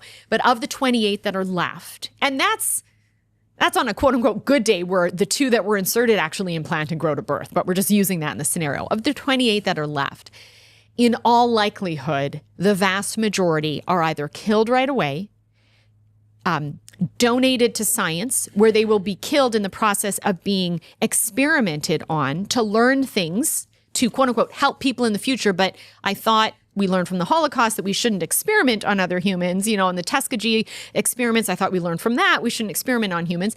So the point is, we're killing some directly because they're not good enough. We're killing some indirectly through researching on them scientifically. We might freeze some of them saying, well, we might be so happy raising these 2 children that we want more, but how many more are you realistically going to want? So maybe of the 28 left, you freeze 5, and maybe you go back for all 5 or some of them. But look at all the human beings who lost their lives in order for those 2 human beings to come into existence. So even if someone has no qualms about having a homosexual couple create life and have, say it doesn't have to be a married couple and you can involve other parties for sperm and egg. If we believe that all humans are equal and we shouldn't directly and intentionally end the life of innocent human beings, there should be moral outrage over the fact that if not 28, close to 28 human beings are going to lose their lives for 2 to be created who didn't exist initially. Remember, when we were looking at the adoption situation, regardless of what you think about gay couples adopting, this is a child in need who already exists. We say, okay, come to our house. We'll take care of you. Over here, no one exists. Now we've made 30 come into existence intentionally, but we say, I'm going to get rid of 28 of you, and I'm only going to take these 2. But Stephanie, an embryo is not a human being, someone will say. Clearly, it's not. And even if somehow scientifically you can sort of show this seamless thread, it's so different. They're not conscious. They don't have any awareness of being alive. There's no pain in their destruction. So what's the problem? Yeah. And aren't you kind of trivializing abortion, really? Because fair enough, maybe I'll go along with you and say a baby in its 7th month of pregnancy, clearly has all the features we have and feels pain, sure. Right. But you want us to now believe that an embryo is a human being. It seems like you're actually doing your side a disservice because those who would be open to your argument are now like, okay, you're crazy. This is clearly not a human being. Right. So this is where we see an overlap in the IVF world / debate and the abortion world / debate because, people will say, if you don't believe life begins at fertilization, then it doesn't matter what you do to these very early embryos after IVF. I'm okay at being a life. Clearly, it's a life. I'll grant that an embryo or a that it's zygote. Not dead. Yeah. Okay. Yeah. But that it's not a person. It sounds like not a person. because it's That's not a philosophical feeling term pain. anyway. Right. Yeah. So when people bring up things like, thinking, conscious, feeling pain, maybe later at 7 months of pregnancy. First of all, as a pro-life person, I would say abortion isn't wrong at 7 months of pregnancy because the fetus feels pain at time of death. Abortion is wrong because the fetus is a human person with a right to life. And we may not take that life away from that child. It's their life, not ours. So they have a right to it. So I think when pro-lifers actually make the abortion is painful argument, the danger that arises from that perspective is then when it comes down to life at the very earliest stages that involves issues like IVF, then we find ourselves in trouble saying, well, I guess the embryo doesn't feel pain. And I'll grant that the embryo doesn't feel pain, but it's not wrong to kill someone because they feel pain at time of death. If that is why it's wrong to kill someone, then all we need to tell people who want to commit murder is anesthetize your victims and then commit murder, and then they won't feel pain.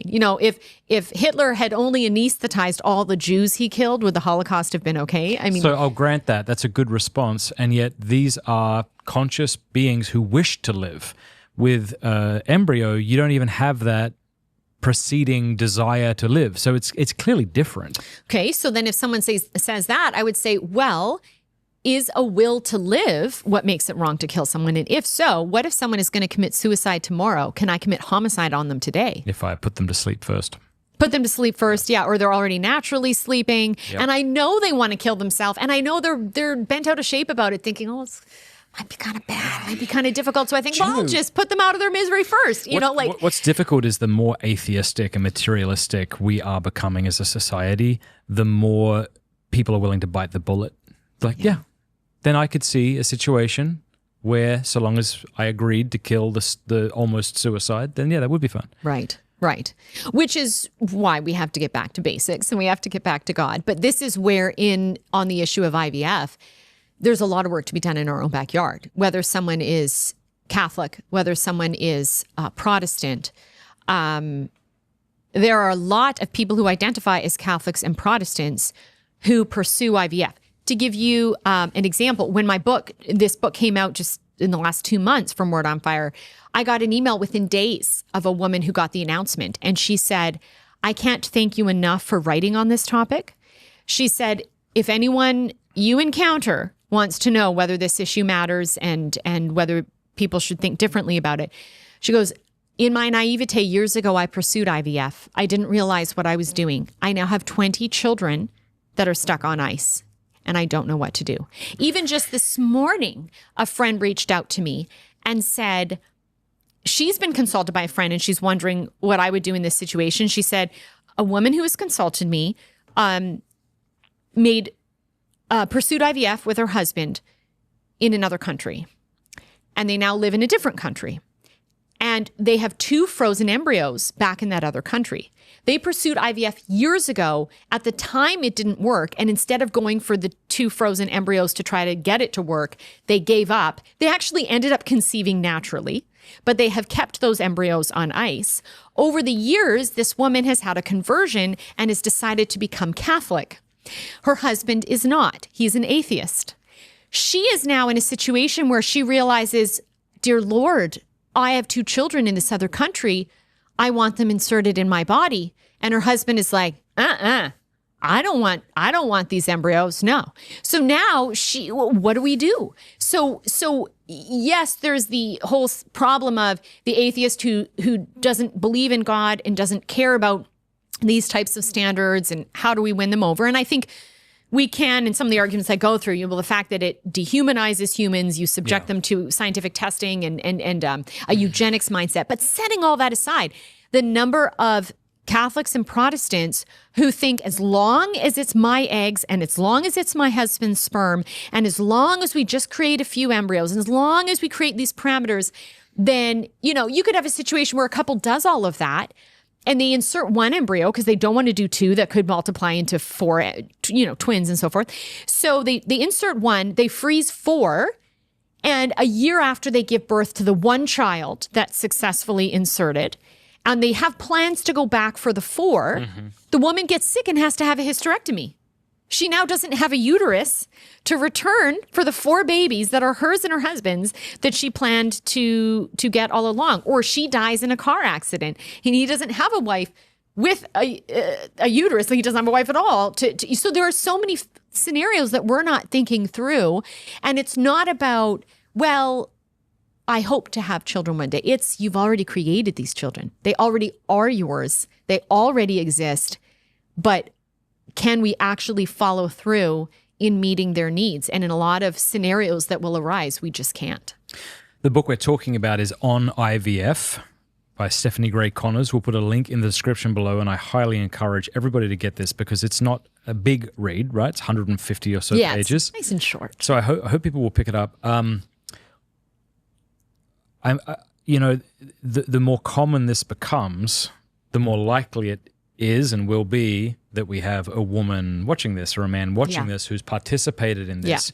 Yeah. And, it's difficult to make a really dumb decision and then admit that you've done it, especially when the entire world is telling you ought to be celebrated, right? Because you then have 2 options. One is to go, you know what? I am a hero, actually. I'm a pioneer, and all the good things this fallen world is saying about me, they're true. That's one route. The other route is I've done something terribly evil and I have to figure out what to do with that. That's a lot. That's a real hard path to walk down, which is why I've always had such respect for women who have committed the grave evil of abortion, right? Where, to quote the late Pope Francis, is to hire a hitman to kill your child. I have such respect for those women who'll stand up and say, yeah, I regret it. Like how much courage that must take. And just humility to say, I stuffed up. Right. And I even knew it wasn't a mistake, right? I committed a grave evil. Right. All right. What do you say to women and men? And you can comment on that, but then I also want you to comment to the men and women who are watching who've participated in this evil. Right. Well, it's hard for people to hear that, let alone admit that they've committed grave evil, because with abortion, it seems more disordered. And in one sense, it is more disordered. Now, saying something is more disordered doesn't mean the alternative is not disordered or wrong. Right. But with abortion, you have a life. You naturally have a mother-child bond that is good and beautiful, and then you're severing it and breaking it. And so people say that's just disordered. That's dysfunctional. Whereas with wanting a child, someone might really be struggling and saying, it's so different because I'm the opposite of that person. I actually want a baby. I want offspring, and I want to raise that offspring to know and love the Lord. So even though it looks different, 2 things. One, but how many babies died for that child to come to be? And so this is where a very painful reality that couples have or individuals might have to come to terms with is that they bear responsibility for the death of more preborn children than someone who's had an abortion. Because someone who's had an abortion once has ended one life. And if you've created 20 preborn children who are just the youngest of our kind, and only 2 were ever inserted, then that's 18 human beings who have lost their lives or have been deprived the right to grow up and are living frozen. And like some of these women who've reached out to me, you don't know what to do or what you even can do, if anything, with them. That is a heavy reality to come to terms with. So a few things, I mean, as is always the case from the Christian perspective, is God is merciful. As we talked earlier about me and my motherhood and realizing, okay, like God, I need to be merciful. You can both hate a sin and still be merciful to the sinner, right? It's Jesus who was presented with a woman caught in adultery. He looks at her with love and says, has no one condemned you? Neither do I. And then he follows it up with, go and do not sin again. So it's not, has no one condemned you? Neither do I. Continue your adultery. The first step, though, is mercy. Has no one condemned you? Neither do I. Followed up with, don't sin again. Don't keep doing this. Get off that path and come on this one. And so the first thing then for the person who is feeling convicted by guilt of having done wrong in pursuing IVF is to actually remember, has no one condemned you? Neither do I. Is to actually remember the mercy element. Because if you don't start with the mercy, you might become overwhelmed with self-condemnation. And we are to be like Peter, not Judas, right? Judas, upon realizing what he did in betraying Christ, ran and committed suicide. He was so filled with despair. Peter, on the other hand, felt, one could argue, perhaps just as terrible, if not even more terrible, but he didn't stay there in the self-condemnation and the despair. He trusted in the mercy of God. He repented. And what did Jesus do? He didn't just forgive him, he transformed him. And he says, Peter, you are the rock on which I will build my church. So Jesus takes the man who betrayed him in his moment of total need, when Christ was suffering and in total need of his friends, and betrayed and denied to even be a friend by the man he had cared so much for. And he takes this man who comes to him repentant and says, you're the rock on which I'll build my church. Feed my sheep. He puts him in a position of leadership. That's how much I trust you, Peter. You've betrayed me and I still trust you. I trust that you can bring good out of evil. I trust that you can lead my church. And so that's the first message for anyone who hears this and is like, well, if what you're saying is true, you're saying I'm responsible for the deaths of all these humans, is remember Peter. Remember the cross. Remember God's mercy and let him transform you. Let him make you be so transformed that good will come from the evil. And it doesn't make your choice to do IVF good, but it might mean by going public about your regret that you will stop someone else from pursuing IVF. So instead of being responsible for the death of, let's say, 18 embryos, and then telling everyone that you pursued IVF because you have one living child, and saying, and they look at that child and think, oh, that's so great. You start to say, as great as my child is, that's God bringing good from bad. I never should have done IVF because there are 18 siblings that are no longer alive today. And I regret that. And I wish I could bring those babies back, but I can't. So I'm telling you to warn you, don't do what I did. And there will be 18 other children who never come into existence only to be killed initially because you've shared your testimony of regret, right? So that's how God possibly, it's one example of how God could transform such an ugly, messy situation.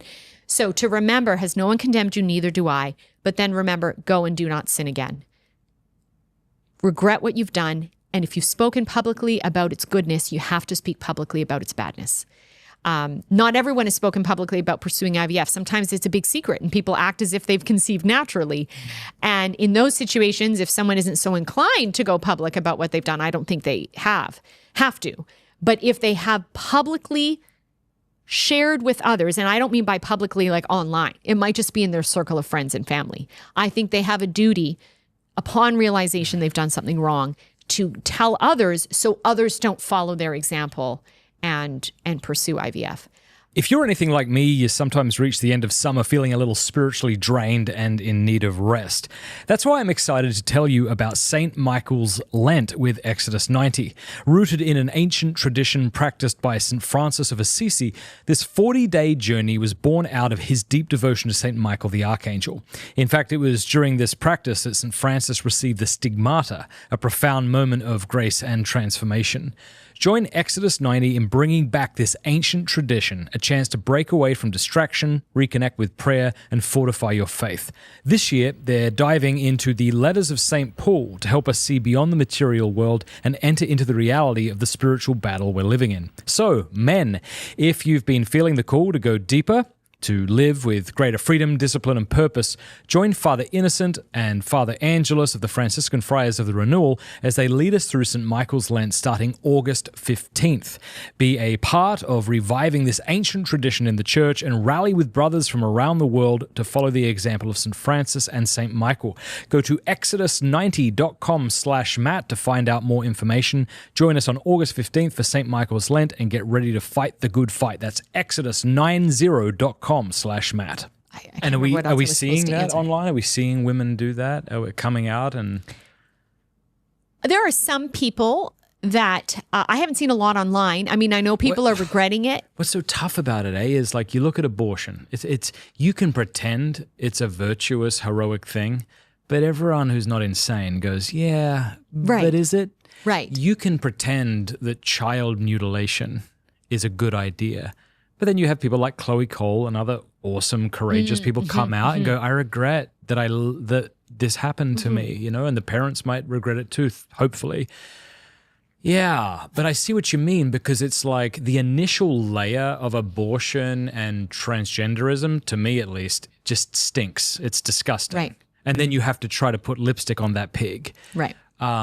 But with IVF, it's like you see the lipstick first, and then you realize it's a pig. Do you see the difference? Yes. It seems so good to want children. And so I think that's the thing is, like we were talking earlier in our conversation, most people either don't have the time or they're distracting themselves to death such that they can't think at any great length or depth on a particular topic. And so when it comes to IVF, I think a lot of people just aren't interested in thinking deeply about it, and they stay at the lipstick level, which is, this is a scientific method that can help people have children who otherwise couldn't. Yes. And so what do we do about that? Even when they're in that situation, they allow themselves to be misled, like by saying things like, oh yeah, we have 15 eggs frozen, when they actually have 15 embryos frozen. And that's a big difference. One is a part and the other one is a whole human person. So even the language that sometimes our own people who pursue IVF will use is language that's inaccurate, that makes them therefore not feel convicted that anything wrong is going on here, because they've merely frozen a part of a human, which again, we could call into question, but it's very different from freezing a whole human. So I think we need to do widespread education on this. I mean, it's why I wrote the book, but it's my hope that from the pulpit, our pastors, our priests will speak to this issue, because they're already being asked about it. Please buy this book, priests who are watching. Yes, and use it. So one of the things I wanted to do in the book too is, I mean, we've talked very heady and intellectually, like the craziness of pursuing IVF in the culture and what it can lead to. But I really wanted to get across is an acknowledgement of the profound suffering that is infertility. And I have a number of friends that have faced that reality and carried that cross. And I asked them if I could interview them. So there are a number of interviews I've included in the book. Some friends ultimately conceived, some friends never did. In fact, one of my favorite stories is a friend who I, in the book, named Bethany, who never conceived. And back to what we were talking about as idols, she realized early on in their infertility journey that she was putting having a child as an idol. And she goes, the moment I dealt with that, everything changed.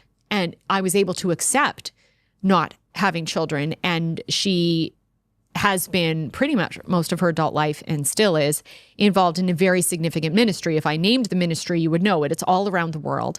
And she shares just this beautiful testimony of how she has countless spiritual children who love the Lord all around the world, because God has used her in her quote unquote barrenness biologically to produce a spiritual fruitfulness that is more children than any physical biological mother could ever have. And so dealing with the fact that she turned having children into an idol, rejecting that, asking God for a right ordered perspective. She talks about how she doesn't live anymore with what we were talking about, a disordered sorrow, a deep-seated depressive sadness that she doesn't have something she really wants because she actually has what she really wants, which is maternity. And it's just so beautiful to read about. But I do share the stories of some friends who pursued what I would describe as ethical responses to infertility. IVF just completely ignores the problem and finds an alternative method to manufacture someone into existence. Whereas what I talk about in the book as an alternative is restorative reproductive medicine. In the Catholic world, we often talk about NAPR technology and Creighton technology, but all of it comes under this umbrella of RRM, restorative reproductive medicine. And the idea is let's restore the reproductive system to its natural functioning.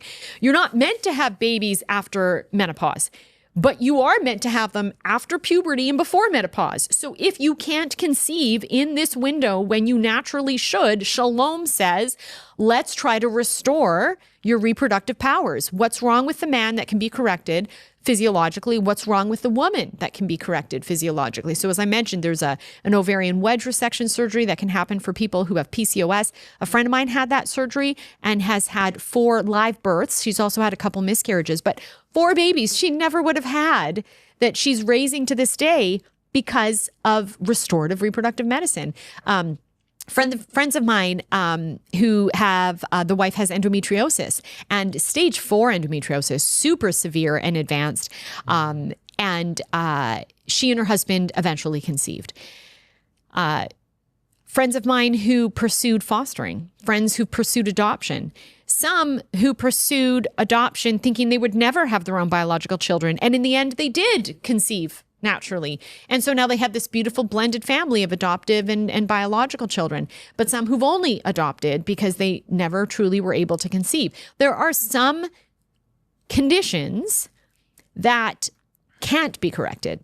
And that is hard when you're not, when you reject IVF and you try to pitch restorative reproductive medicine as an alternative, as I do, there still is that aspect I have to be honest about and say, it doesn't work for everyone. Not all physical woundedness can be healed in this world, as we know with cancer and other things too. So it doesn't work for everyone, which is why we have to get the right mindset. And we have to make sure we haven't idolized having a spouse, having a child, whatever other issues going on in our heart, as you alluded to in your own life, whatever that thing is. And I quote John Piper, he's actually a Reformed evangelical, but he talks about idols. He goes, whatever the thing is, whether it's music, whether it's sex, whether it's having children, it's you put it ahead of God and you put your happiness to that thing instead of God. And God has to be our source of happiness. We have to remember Amen. We are not made for this world. We are pilgrims on a journey going to heaven, and that is where we will have no more tears. That is where we'll be happy. Yeah, that's beautiful. And so the opposite is true. If I believe heaven ought to be had here, then is it any wonder I get so angry, or why people get so depressed when they can't make Eden work? Yeah. What is a right? And why do people have a right to a baby? There's a lot of talk about rights, and I'm not sure people know what they mean when they say it. So what is a right? Yeah. I had to define it. I would say a right is something you can claim to. You have a claim to. So if you want to attack me, I can rightfully say, no pun intended, I have a right to life. Life is something that's mine, and you wanting to attack me is to take that from me. I have a claim to it, you don't. So that's violating my right to life. So then, if we say we have a right to a child, then we're saying, I can claim that. But if we get back to a child, like an adult, is a human being, a human person, and by virtue of that is a subject and not an object, can I say I have a claim to another person? If we think about, and I write about this in the book, just to understand the point, if we were to think, why is slavery wrong? Why do we reject it? Is we say, well, it's one human person looking at another human person saying, I own you. I have a right to you. I can claim you as something that's mine, that I possess. And so then we take a relationship of equality and we create inequality where one is superior and one is inferior. And so we rightly reject slavery because we say, you don't have a right to another person. We're equals. You can't possess another. And so if that's true in the context of slavery, it's true in all other contexts. That's why when I talk about the desire for a spouse, there are moral means to pursue that desire. You could go on setups. You could do online dating. You could do speed dating. You could just live your life and meet people wherever you are and find a spouse. But then I cite there's also an immoral way to pursue the desire for a spouse, and that's human trafficking.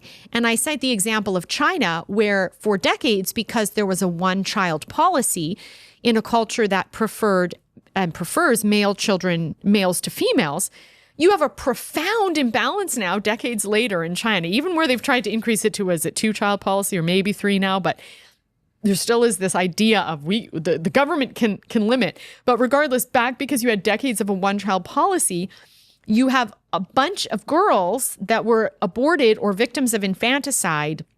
His parents wanted the boy. So now, some estimates I've seen have said there are 35 million more men than women in China. So as a Canadian, someone who has lived in Canada, you'll know that roughly the Canadian population is about 35 million. Maybe it's around 40 now. But imagine if every single human being in Canada right now was male. That's the sheer number of excess men to women in China, which means there are a whole bunch of men who will never find wives that they desire. So what's happening? Well, some men in China are pursuing human trafficking, and there are these whole elaborate networks both within China as well as involving women in Cambodia and Vietnam, where they're being trafficked into forced marriages. And I watched some documentaries where this one guy, before it showed that he had essentially trafficked a wife from Cambodia, your heart breaks for this man. He's just a young guy working in a largely male-dominated village who just wants a companion who's not a man, who wants a wife. And your heart breaks as he talks about feeling inadequate as a man, as a human being. And but then the story goes on, and you see he has now essentially purchased a woman, and she's come in, doesn't speak the language. All the other people in the village are gawking at her. And you're like, I felt pity for this man, and I still do. But this is really wrong, and now you've got a victim here. So you could say he's a victim of his culture by living in this imbalanced world, but now he's chosen his victim to become victimizer. So now a new person is introduced to the picture who's now a victim. And whether the person who steals the woman and makes her a wife is quote unquote kind or overtly abusive, as some of the stories I read were just total nightmares. This one woman was trafficked in and forced to have sex multiple times a day. And she was at one point, I think 6 days postpartum with a child that he'd impregnated her with. And he was beating her because she refused to have sex with him. I mean, horrifying stories. So if you can find a man who says, well, I'm not that, right? You could find a man who says, I wouldn't do that, but I've still trafficked in a woman and she's still forced to be my wife. It's still wrong. Yeah, it's like the kind slave owner versus the abusive slave owner. It's right. One is better, but better doesn't mean good. Or one's less bad, we should say. Right, less bad. So all that to say, can I have compassion for the person who desires the spouse? Yes.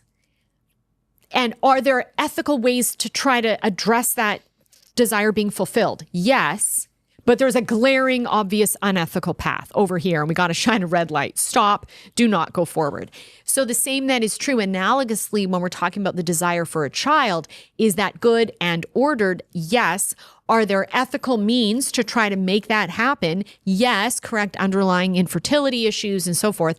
But if those don't work, or if we just ignore them entirely and we want to go down this path of manufacturing humans into existence by involving a third party, glaring red light. We have to say, no, stop, do not go forward. But it's hard, as you say, because it's an ordered desire. Having a spouse, having a child are ordered, whereas I don't want to be pregnant anymore. That's obviously, disordered. I don't want the physiology of the sex of my body that matches my DNA, making me XX versus XY. I don't want this part anymore. That's obviously disordered. And so these other ones that are more ordered can make us feel a little differently, but it doesn't follow that just because we feel a little differently and feel a little better, that the pursuit of this particular path is in any way an ethical pursuit. Yeah. My friend John Henry Spann has said, God forgives, but nature won't. That nature doesn't forgive. And you can think of that in regards to somebody who has multiple partners before they're married. Right. Will God forgive her? Yes. Will nature? No. You're going to be left with those scars. And there can be healing, but nature doesn't forgive. And same thing could be true with abortion and all sorts of things. And I wonder sometimes, I think it's so crucial, and that's why I'm so glad this book exists, that we educate people. But I think the education has to come when someone's open to hearing it. And I think the thing that will make our culture, if we can call it this, open to hearing it is the 2x4 directly to the face of nature not forgiving IVF. And we're going to see devastation throughout the land. And at that point, someone will say, okay, give me your argument. I'm open to hearing it now. Right. Like the teenager who just didn't listen to anything their parents did and ended up in a terrible place and is now open to hearing the advice. Yeah, it takes hitting rock bottom. And so we're starting to get rumblings of rock bottom. And I have a whole chapter in here where I talk about that, where I talk about the effects of IVF, not on the preborn, which we've already discussed about killing some preborn in order to get some babies born. I talk about the devastating effects of IVF on born children who grow up to eventually learn they were conceived this way.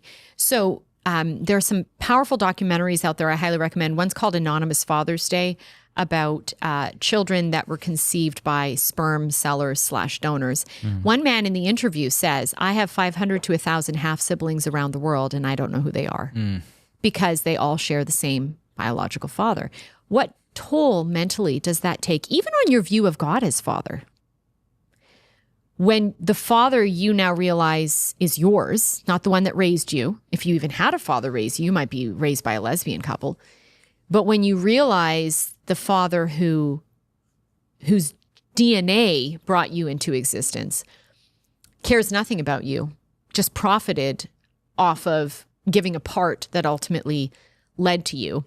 I share a story of someone in here. There's a whole website called Anonymous Us, the Anonymous Us Project, of children, I mean, whether they're or adults now, but they were conceived as a result of sperm sellers or egg sellers or IVF. And this one girl was like, I tried to find who my father was and he wanted nothing to do with me. So she actually found him. And then there was rejection. And then there was extended family. So there's this just natural yearning and desire to know our roots, to know who we're connected to. And when you find that those people exist and they want nothing to do with you, that's profoundly wounding. It's one thing if a stranger wants nothing to do with me, right? Like if we go back to that coffee shop example I gave of, I thanked the barista. I was like, that was a great cappuccino. If he didn't receive my compliment and ignored me, but obviously heard me, I might feel like just a little bad. There's something about you want to give. And when your gift is rejected, you're like, but whatever. I move on. I'm not going to think about it all day. He's a barista I don't know. But what if I complimented my husband on something and completely ignored me? My children, like anything where you have a relationship of natural connection, you expect certain behaviors. So therefore, if you discover, oh my goodness, there's a biological grandma out there, there's a biological father out there I didn't know about, and you find them and they're like, please stay out of my life, please don't contact me.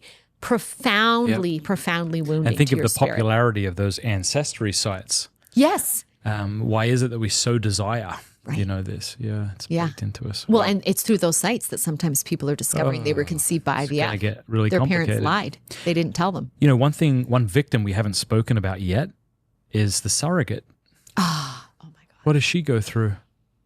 What does it mean to come into a contract where I now have a right to some part of your body, I suppose. I mean, so again, legally, you start looking at these stories, surrogacy gone wrong. Just type that in and you get nightmare scenarios. First of all, in this country, and then we can talk about in other countries where then the poor and disadvantaged are taken advantage of by rich, wealthy Westerners who then want to use them because they're a cheaper hire for surrogacy. We can talk about that in a moment.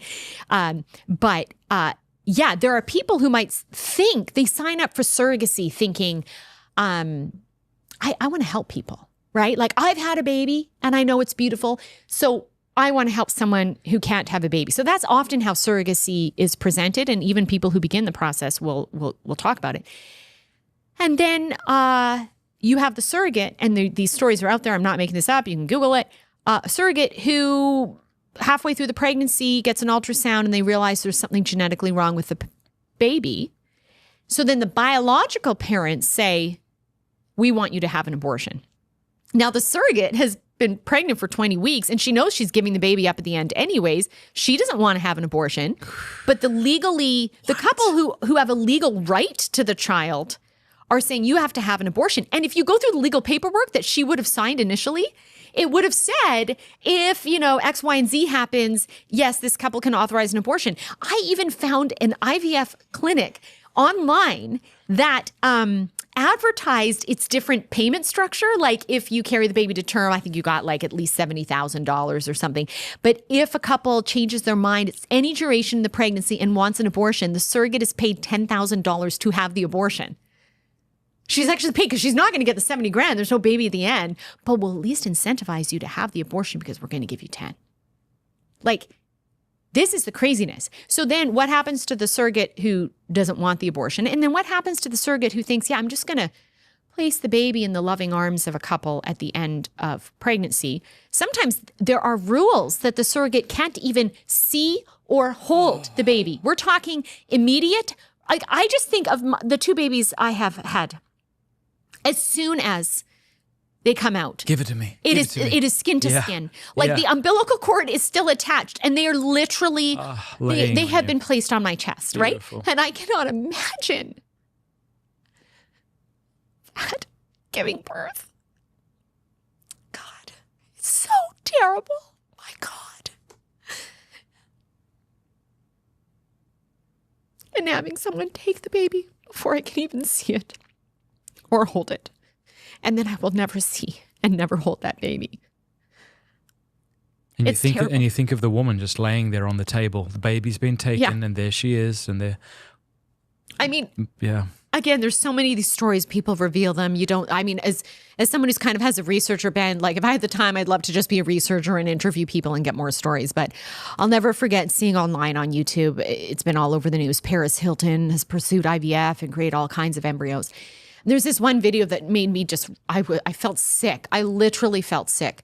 All it showed was Paris and her husband waiting for the baby to be brought to them it was the nurse or the doctor, whoever, after their surrogate gave birth. And all the video shows is Paris, who has not been pregnant with this child, who has not had the bonds of pregnancy with this child, having this child put on her chest. And all I could think of was like, there's a woman back there that no one cares about, who has to heal from this, who has to...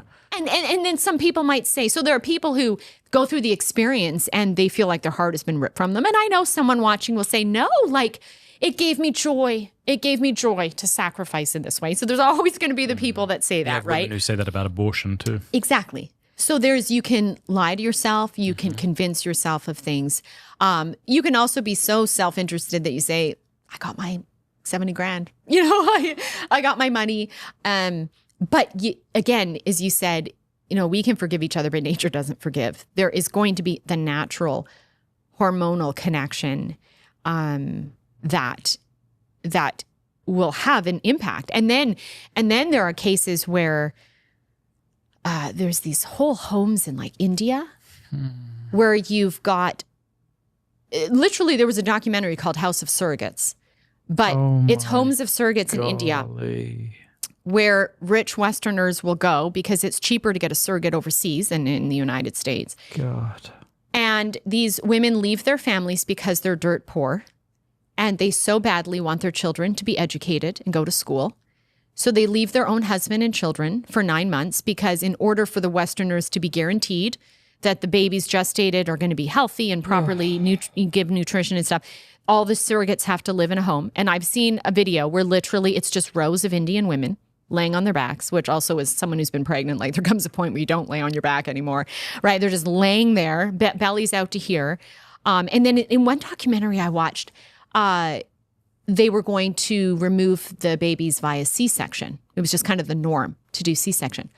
Well, if you know anything about pregnancy and birth, like C-section, yes, a lot of people do it, but it is a surgery that comes with it complications, as well as the fact that you need to think about subsequent pregnancies. The proximity of your next pregnancy, how many more pregnancies you have. So how many poor women are just thinking, I will get money for the children I already have to go to school, but they live in a culture where it's normal to have a lot of children and they themselves might want more children. So they have a child now via C-section, their own children they deliver vaginally. They go home to their tiny shack and then they get pregnant really quickly, having not been with their husband, let's say, for the last 9 or 10 months. And then how soon after that, do they have good medical care? Now they're having is it a vaginal delivery after a C-section? Do they now have to pay, they're really poor, all the money they've made on getting a C-section? Are they going to need a C-section because they've already had I mean, there are so many things. Like, is anyone thinking about the next stage and like the possible implications? So again, it's layer upon layer of people, whether they consent or not, who are being taken advantage of. And some people are quote unquote consenting, but they don't really realize what they're consenting to. There's also, by the way, because if you're going to hire a surrogate, you want to be, and you're putting in way more money than just IVF because you're now hiring another person to gestate. You want to be sure that this person can handle a pregnancy. Yeah. So now there's this whole like online world of finding military wives who will be surrogates. Because who's a better candidate than someone whose husband's overseas but wants some extra income, but has other children to care for, so they want to be around for their kids.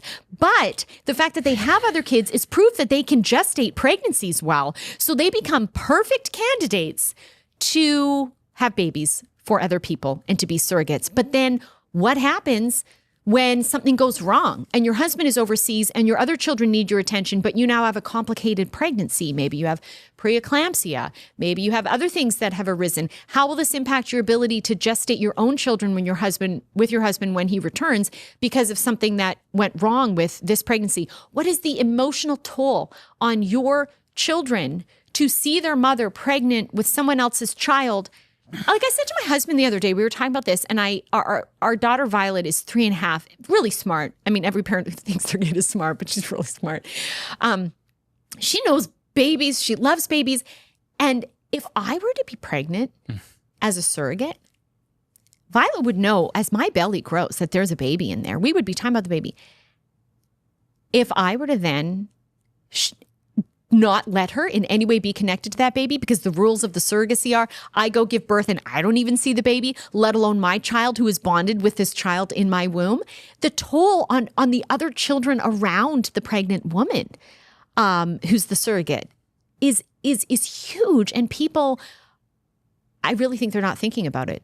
And they might not even be thinking about it right away. But as time goes on, as you say, when we hit, and we're starting to hit rock bottom, and these stories are coming out already, adoption takes a toll.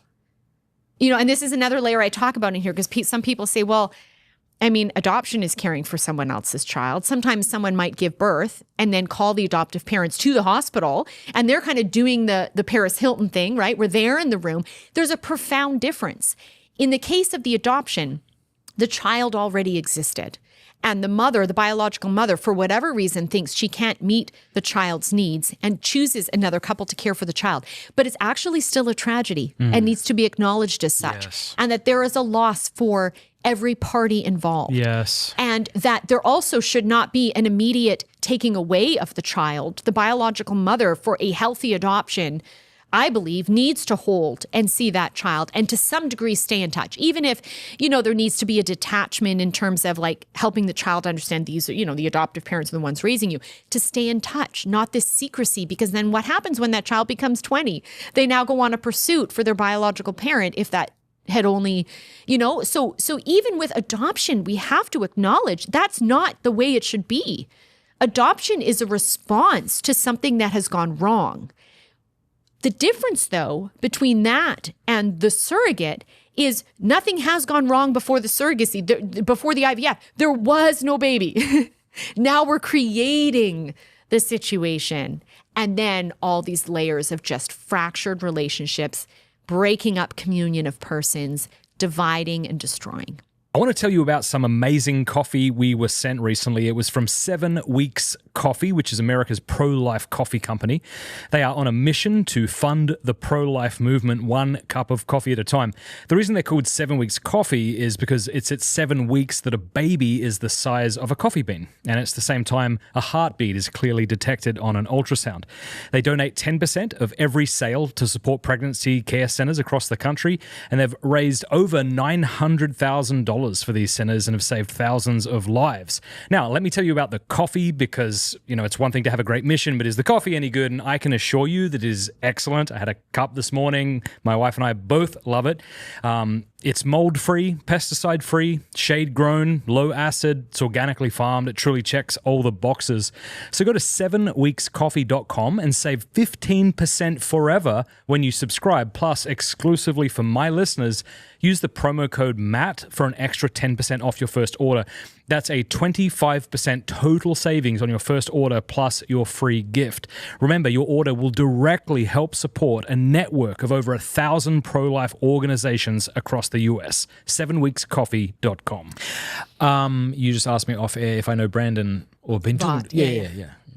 He's awesome. He's a really good guy. Yes. It's cool. I mean, you probably had this experience as well. I mean, I feel this way about you and Brandon and others who, we've been kind of doing this for a long time, right? We're old. Yeah. I'm going to be 45 this year. Yeah. Well, and you can really tell a lot about someone who's sort of like, I know all of us, it's possible for all of us to go AWOL. I get that. But when you've been in the trenches with people, as it were, evangelizing in season and out of season. Yeah. Mm-hmm. A lot of us had been doing this where, we couldn't afford meat or gas for our car. Right.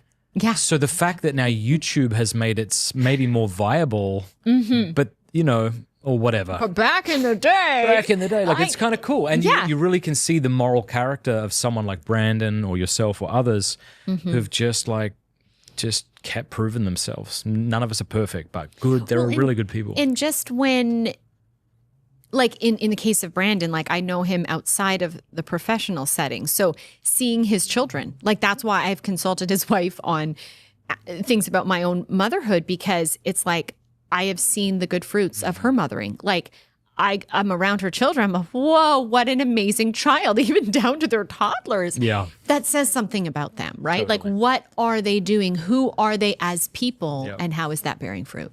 Yeah. So Word on Fire. Congrats on the book. It's awesome. Thank you. Is it selling? If I have to be honest, I would think that a book on IVF wouldn't sell that well. Well, yeah, my husband and I joke that I write on the topics that are like the least likely to sell, because who wants to sit and read a book on IVF or assisted suicide or abortion? So if you want an unpopular topic for a book, call me up, because I got a bunch. It was Scott Hahn, because I went to his library in Steubenville in his basement, and there's just gazillion books down there. Yeah. And yeah. And people say, have you read them all? And he says, books are like tools. It's good to have them when you need them. And I think that's what this book is. Yeah. Yes, we need this. Right. Yeah. And people, good. All right, Stephanie. We have questions from our local members. Katie Did It says, a couple in my former Baptist church were celebrated for successfully adopting an embryo and giving birth to the child. What are your thoughts on embryo adoption? And then along that same line, Shane asks, is there a correct moral answer on what is to be done with frozen embryos? Yes. It was, I think, Dignitatis Personae that came out under Pope Benedict that said it seems there is no moral solution to this ethical dilemma. And when it comes to what to do with frozen embryos, there is a debate, one could say even a heated debate amongst theologians and philosophers as whether adopting frozen embryos is ethical or not. What both sides of that debate agree on is that IVF shouldn't have happened to begin with, and that there is a very obvious sin in the act of IVF, that creating humans in a lab instead of naturally coming to be through sexual intimacy, coming into existence in glass as opposed to beneath the mother's heart, that is all wrong and shouldn't have happened. The debate about what to do with frozen embryos lies with one side that says, well, the sin is over. Now we have these humans in freezers. They're not dead because they can be thawed and inserted and will implant and grow to birth. So they clearly aren't dead. But they're being denied the ability to grow and develop at the natural stage of development. So that almost seems like continuing to freeze them is an injustice to them and their ability to grow up. It also means by not being dead and not being able to grow up, being in the stasis, that they're also being denied eternal life because they still are on this earth. But so there seems to be an injustice in continuing to freeze them. So some people would say the sin is over.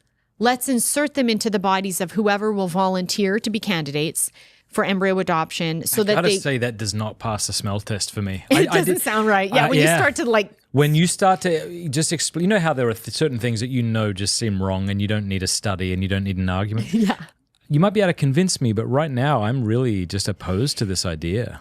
So I will say that I have gone back and forth and I still have a hard time landing one way or the other, which is why the appendix in my book answers the question, what to do with frozen embryos, by basically presenting both sides and then not really giving an answer. But I lean against it now. I lean that way. The alternative perspective is to say, although the sin was creating life in a lab, some argue that the fertilization of life is so closely connected to the gestation of life that to have someone else's child in my womb seems to somehow be wrong. In the same way as we were talking earlier, like if morally speaking, the only child that should come into existence in my body is that created between me and my husband through sexual intimacy, that if I adopt a frozen embryo, there's now someone in my body who's not my husband's and my child. And through sexual intimacy, that never could have happened morally, because that would have mean I would have had sex with someone outside of marriage. So therefore, some people would say that just doesn't sit right. So some would say we should keep them frozen until the second coming. And then when we all die, then they die then and go to heaven. Some people would say there is no ethical way to continue to care for them. So because it would be disproportionate and extraordinary to keep humans in freezers, an inability to carry on their life means that we can almost like unplug and withdraw support. And as they thaw, we pour holy water, baptize them in the name of the Father, Son, the Holy Spirit, and give them the respectful burial that they are due. Some people are like, well, that doesn't sound good. And the analogy I use is to help people see, well, it doesn't sound good, but it could still be That makes justified. sense to me. I'm with that. That does make sense, yeah. As someone who's not thought all this through, I'm with that one. I'm not with planting embryos and adopting them in that sense. I am okay with pulling the plug and baptizing them. Right, because the argument being it's extraordinary to keep humans alive this way, because humans weren't meant to be in freezers. They were meant to be in not just not just any uterus, but the uterus of their mother. So all my children can claim a right to my uterus because it exists for my offspring more than it exists for me. But in the case of these frozen embryos, if they don't have their mother's uterus as an option, then there really isn't a place for them. So therefore, the analogy I use is to say, imagine you have an unethical scientist who decides to create a bunch of humans in a lab and has the capacity to do that and gestate them in a lab, not in a human, till birth. But it wouldn't really be birth. They just come out of whatever they're in. But for some strange reason, he intentionally creates them without properly functioning kidneys. And in his other lab, he's working on creating kidneys because he wants to see if he can create babies without properly functioning kidneys and then insert the lab-made kidney into these babies to see if it works. Well, let's imagine he fails in creating lab-made kidneys, but he succeeds in creating lab-made babies that all have no kidneys or not properly functioning kidneys. So when these lab-made babies come to birth in the lab, they don't have kidneys to keep them alive, so they're going to die. Well, we could keep them alive if we got kidneys from children who were already born. Would it be ethical to take a kidney from all the born infants in the world or whose parents consent to this in order to transplant it into these lab-made babies who need a kidney? I would say I don't think so. I don't think we should start taking kidneys from babies that can't consent to becoming organ donors just to keep these other babies alive. I, therefore, would baptize and care for these babies until they die naturally, these lab-made babies. That's not the same as directly killing them. That's basically saying we don't have an ethical means to keep these lab-made children alive. What happened initially was wrong to begin with. They are owed respect and we will give them comfort and care until they die naturally. But because we don't have an ethical way of keeping them alive, then letting them die isn't killing them. The actual cause, or the implication of, not implication, but the responsibility for their death lies with those who created them unethically to begin with. Yeah. So therefore, by analogy, we could say someone who says, look, you really shouldn't have another person's embryo in your body because the only way embryos should get into bodies is through sexual intercourse. So therefore, thawing them and baptizing them and burying them is the same as letting these babies in the lab-made baby lab die naturally. It's a tragedy. It's a loss of life, but the ultimate responsibility lies with people who created the ethical conundrum to begin with. So that side would say, so basically it's better to thaw, baptize, bury. I think on the side that says, well, these babies already exist. The sin already happened. Can't we keep them alive? They will often, that side would use the argument, look, what if I wet nurse someone else's child whose mom has a hard time breastfeeding and maybe can't breastfeed at all? And in fact, if there's no formula around for a certain period of time, would it be ethical for me to keep an infant alive by way of my breast milk, even though I'm not related to the infant? And I think we'd all agree, yeah, there's no problem with that. So why can't I keep an embryo alive by way of my uterus? It's kind of like being a wet nurse, except I'm providing the uterine environment. Well, you could argue one of the differences is feeding someone else's child, temporarily via my breast, is not preventing me from having my own children. Whereas if I, as a generally fertile woman, my issue is being able to sustain pregnancies, which is why I've had multiple miscarriages. I can get pregnant easily, but have a hard time maintaining them. So therefore, with the ability to get pregnant with the child of my husband, if I rescue a frozen embryo and adopt that embryo, I'm essentially occupying my uterus for the next 9 to 10 months with someone else's child, which means for that time period and any natural infertility that would follow birth, I am not having children with my husband when I am physically capable of having children with my husband.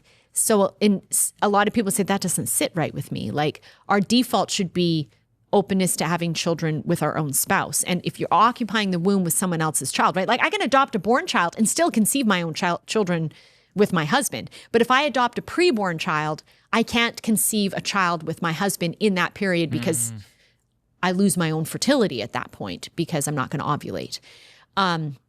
So there is that factor. So, but at the same time, for people who would say, so again, you can see how the debate goes back and forth. For people who would say, well, the implanting, dang, I lost my train of thought and it was a really important point. Well, here's what I was going to object you to, object, but then I realized why it was wrong, right? Because we say that, the sexual act exists, and you cut me off whenever you've remembered it. Yeah. The sexual act exists primarily for babies and then for bonding. And Right. so for sex to be separated, you've got contraception that wants the bonding without the babies. right? You have IVF that wants the babies without the bonding. But so the reason I was going to object and say, well, then if you insert this into a woman, you have the problem of baby without the bonding. But the difference, of course, is it's a living human being. Right, at that the baby point. already exists That's at right, that the point. conception. And the other, so for those who would object to embryo adoption, they might also say that you shouldn't have a third party insert an embryo in your body. Yes, the sin was creating life in a lab outside of sexual intimacy. You're manufacturing a human.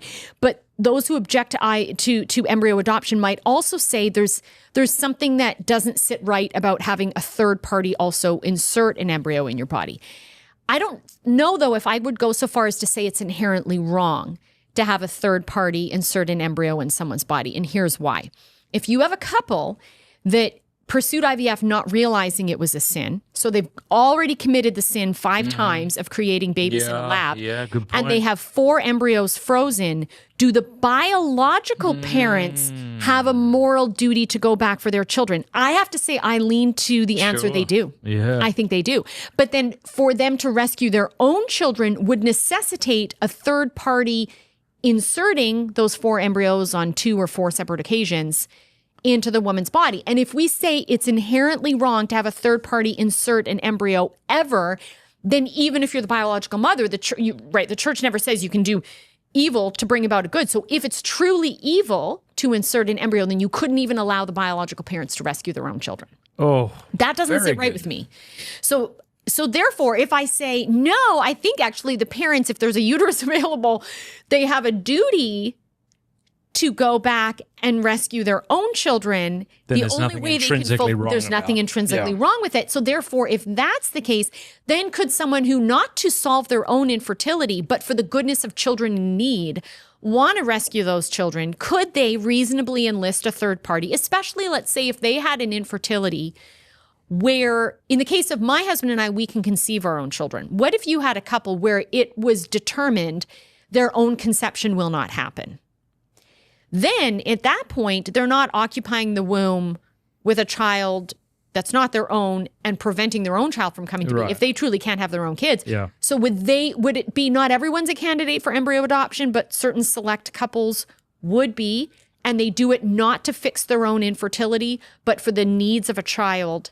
And they acknowledge the sin of how the child was created, but they're just trying to provide the basic care needed over and above the call of duty because they know they're not the biological parent. So it's very messy, which is why I address it, I give both sides, and then I say, we shouldn't have done this to begin with. So the first step is to stop IVF, to stop entirely. No more IVF. Now that's going to be a hard sell, but the point is if we want to correct the situation, we have to stop at the very beginning with what we know is the gravest of evils, and then we have to figure out, okay, what seems to be the best solution right now?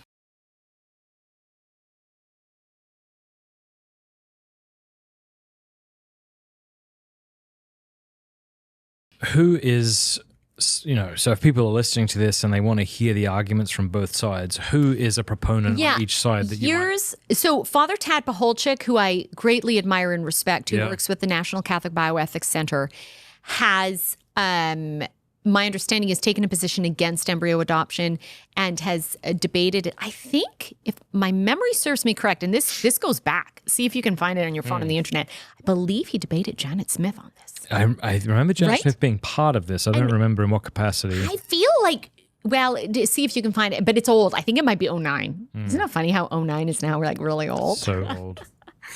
But certainly looking up the arguments of Father Tad, and actually, I love the National Catholic Bioethics Center. I have had formation from them. I have relied on their ethicists in a number of ethically demanding situations I've been consulted on.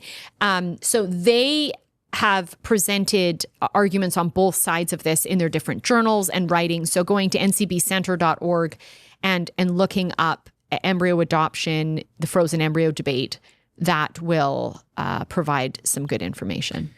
And of course, my appendix, but that's just a start. That just gives people a tease. Do you know what Truthfully is? Truthfully is I feel like your wife now. You're ask me all the questions.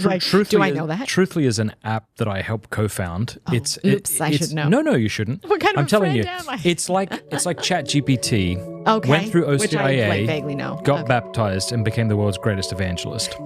So if you go to ChatGPT or Grok or any of these secular AIs and ask about the benefits of IVF or arguments for abortion, you're going to get an answer. Okay. You go to Truthfully and you're going to get what the church teaches. It's been programmed with hundreds of pages of instructions.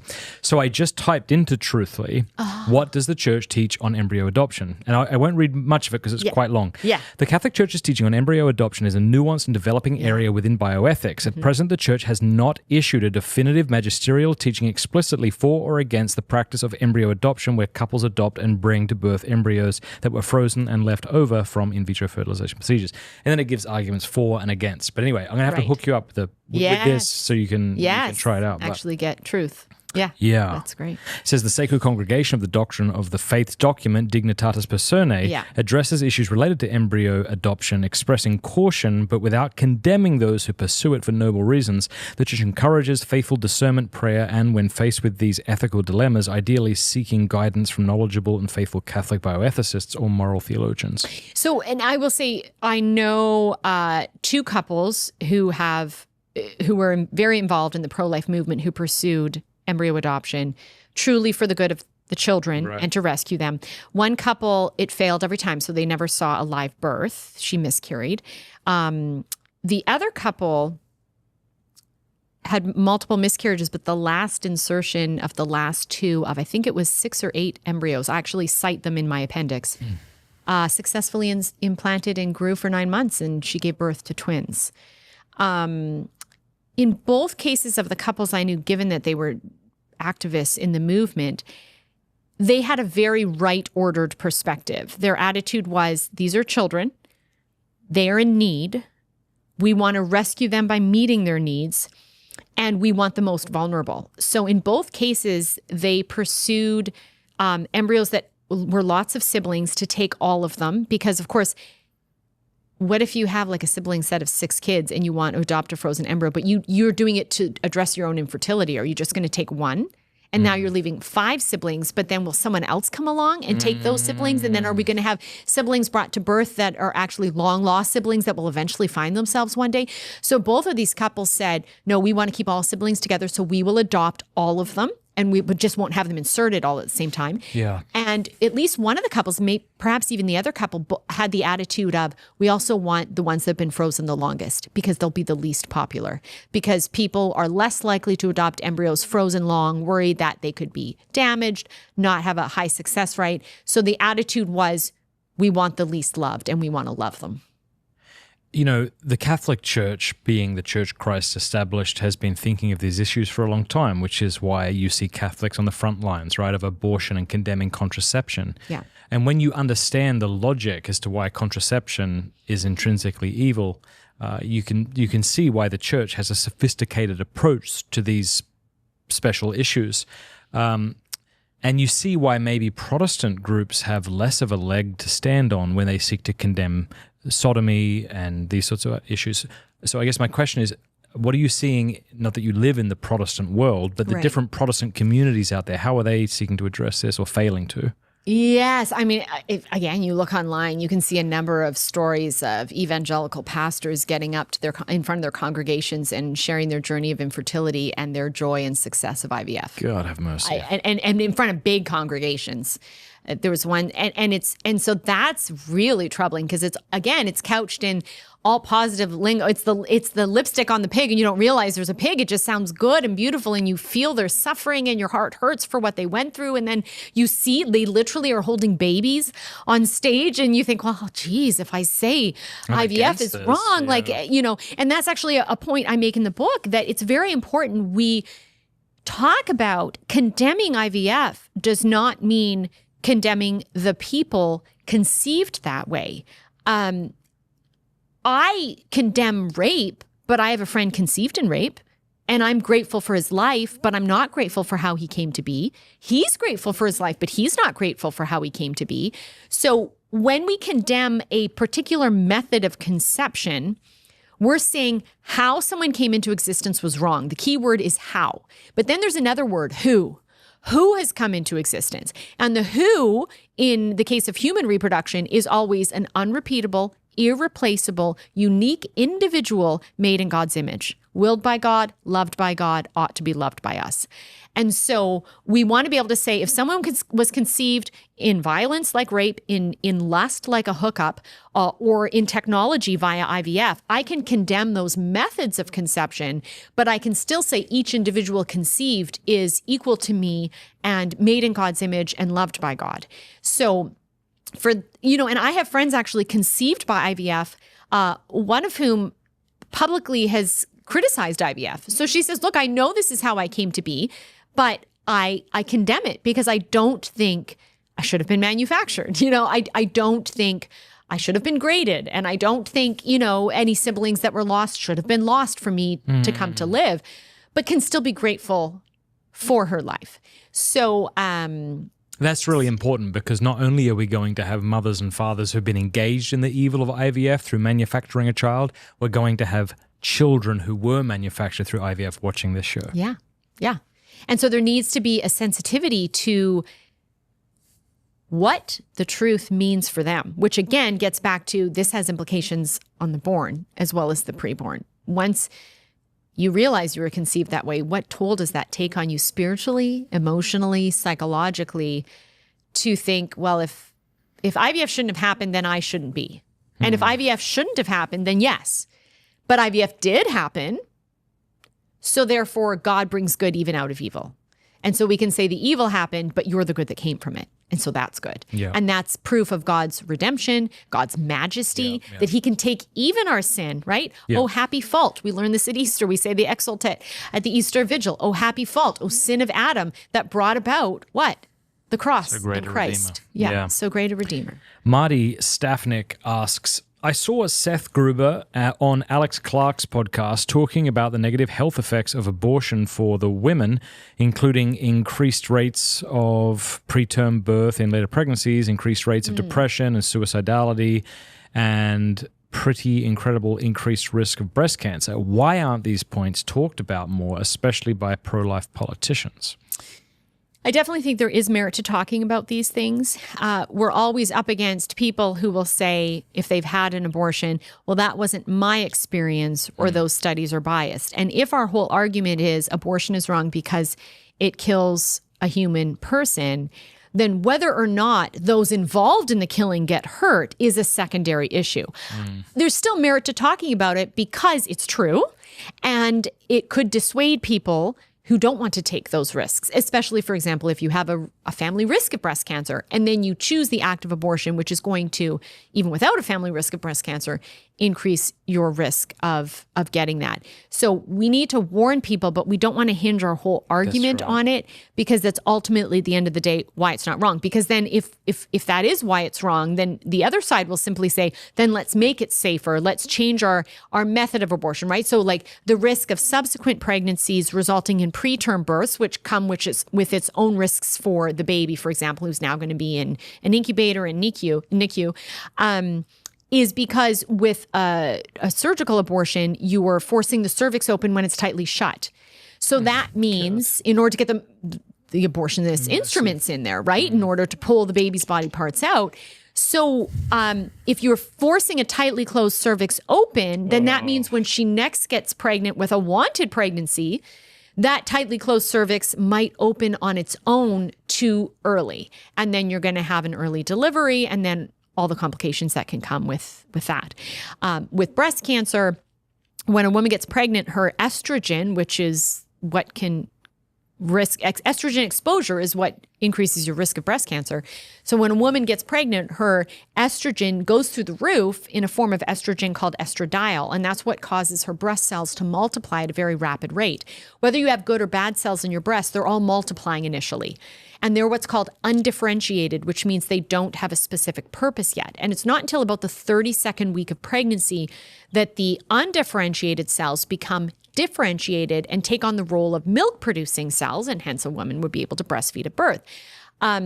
the vast majority of abortions happen before the 32nd week of pregnancy, which means you cut that pregnancy off with an abortion when those breast cells have multiplied and aren't differentiated. They're undifferentiated. So any of the bad cells, you had some of them. Well, now with the multiplication, you have a lot of them, and you don't let them get to the differentiated stage. So that leaves them in a vulnerable state, so that down the road, you might increase your risk of developing breast cancer. Is it a guarantee? No, but it is a risk, and people need to know about it. The consequences of intrinsically disordered actions are usually far more emotionally heavy and compelling than the reason the act itself is wrong. Right. So I agree with you. And in my book, The Porn Myth, I tried to do that, right? I tried to show why here are these negative effects of porn, because again, a fella might be more interested to learn that he might be led to, say, erectile dysfunction, then a person should be treated as not as a means to an end, or something like that. Do you know what I mean? Mm-hmm. But we can never lose sight of the fundamental reason the thing is wrong. Because as you say, like for example with pornography, if the only thing wrong with pornography are the consequences, then okay, mitigate the consequences. Right. See to it that people aren't trafficked and then filmed. Right. See to it that people don't use it so much that they end up with erectile dysfunction, and so on and so forth. Yeah. So it's good to keep the main things, while I think using those sort of circumstantial or consequential aspects of the evil act to sort of drive the point home. Yeah, and often to bait people in. That makes them interested. Yeah. Oh, but then, to broaden their horizons with a more fundamental point. Michael Wheeler asks, I remember in college learning about NFP and how it differs from a contraceptive/abortive mindset. Can you talk about the options available to couples who want kids or don't want kids? I guess NFP is the broader question, yeah. Right. So, in the world of natural family planning, it's about learning the natural rhythms of the body, not to be confused with a rhythm method, but the natural rhythms of the body where for the woman, there is a time of fertility every month and a time of infertility, which is the majority of every month. So the man is always fertile, but the woman is only temporarily fertile at a certain time of the month. And so natural family planning says, I want to identify when those times are, and rather than just calculating on a calendar when I think I've ovulated, you can use a method called Marquette, where you pee on a little stick and you put it in a monitor, and the monitor tells you, basically it reads your hormone levels from the urine in order to tell you, are you low, which means you have a low likelihood of conception, but are you high, which means your body is starting to get to the point of what's called peak, or when an egg is going to drop in the next 24 to 48 hours. And based on the responses from the machine, that can then influence a couple. If we want to conceive, then when we see a high reading on our monitor, we know peak is going to come maybe within the next few days, 5 days, 6 days. So we're going to increase our sexual activity with the hopes that there's plenty of sperm in the body so that when an egg gets released, fertilization is likely to occur. Another couple might say, we have good reasons to avoid pregnancy this month. So rather than engage in the act of sex when we're fertile and use a condom, which then takes that which is naturally fertile, making what God made fertile infertile by using a barrier method, we're going to say, okay, God gave me a fertile period and he gave me an infertile period. So when I'm in the God-given fertile period, I will use my human will to avoid having sexual intimacy. And when I'm in the infertile period, I will then resume sexual intimacy with my husband. And some people, perhaps Protestants or Catholics who don't ascribe to this view, might say, well, that just sounds like a Catholic birth control. And I would say it's different, but we need to be careful. The first point is it's different in that birth control takes what I alluded to in a moment ago, that which is naturally fertile and makes it infertile. So if I'm naturally going to release an egg and I take a birth control pill to suppress my ovulation, then I'm changing that which is healthy and normal and shalom, the way things should be, and then I'm maiming it. I'm suppressing that which God gave me. Or if a man has seed to give to his wife, he's using a condom to hold that seed back. So again, that's not the designs God made. God made it so that we're pouring forth, so that we're receiving, so that we have the fertility. But God also made it so that the majority of the time the woman doesn't have an egg. So therefore, the couple times their sexual intimacy based on that. Now, I say that with caution because could a couple use their knowledge of a woman's body and a man's body and how they work together with selfish motives? Yes, they could. But I would say the issue at that point isn't the having sex or not per se. It's the attitude of the heart. Yeah. It's saying, I selfishly don't want children. So to give an example in my own case, as I mentioned, my issue is being able to sustain pregnancies. And I have had a number of tests and things done to try to figure out why do I keep miscarrying. And we've had really no explanation. The only thing is I'm low in progesterone. So when I do get pregnant, I have to take progesterone, which is a hormone that essentially you can think of as progestate. It is for the gestation of the baby and helps the baby grow. So I take that. But 3 out of my 4 miscarriages, I was on progesterone and I still lost my babies. So there isn't really an explanation, but I do credit progesterone for keeping the 2 babies alive that I did have. But my point is there was a time when my fertility had returned where we were trying to figure out, fertility had returned after my 1 live birth. We were trying to figure out, why do I keep miscarrying? Because I had 3 miscarriages in a row at that point.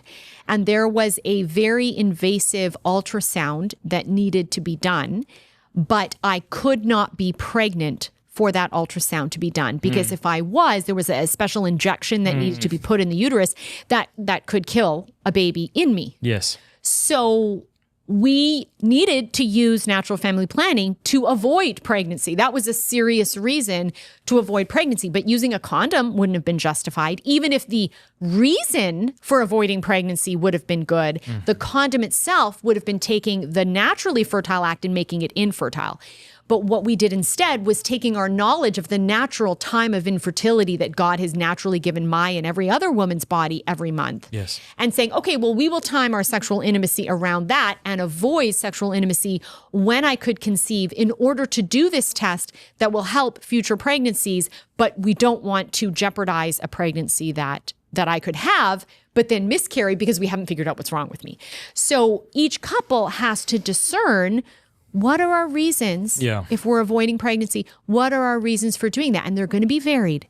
But the key is for a couple to be in communion with each other, with God. And if they need a spiritual director, and they may not need that, to be prayerfully discerning, what the reasons are. I think it's important to say too that if somebody is selfish in that regard, they're not thereby guilty of contraception. When we say a contraceptive mentality, this is different from the sin of contraception. I would say they're guilty of selfishness. Yeah. It's not, if they haven't contracepted. One thing interrupts the sexual act, the other abstains when so I say that because you are seeing people trying to say that NFP is immoral. In the Catholic side, which is just not a Catholic position. Not a Catholic position. And also some people are like, well, when you need NFP, then learn it, but don't have the knowledge. And it's like, once you know figuring out a woman's fertility, especially postpartum, which changes everything. It can be very confusing once a woman has had a baby. When you're waiting for her cycle to return, you don't wait until you're in the situation of needing to avoid pregnancy by using natural family planning to learn natural family planning. You need the knowledge in advance because it's, I've said to friends, like the monitor isn't as obvious as you think. I rely on someone to help me interpret the monitor, which is the method we use. We use the pee on a stick, the monitor. I find it helpful than just, some people can use just their body signs of cervical mucus and the changes to cervical mucus to determine, we've ovulated now or we haven't.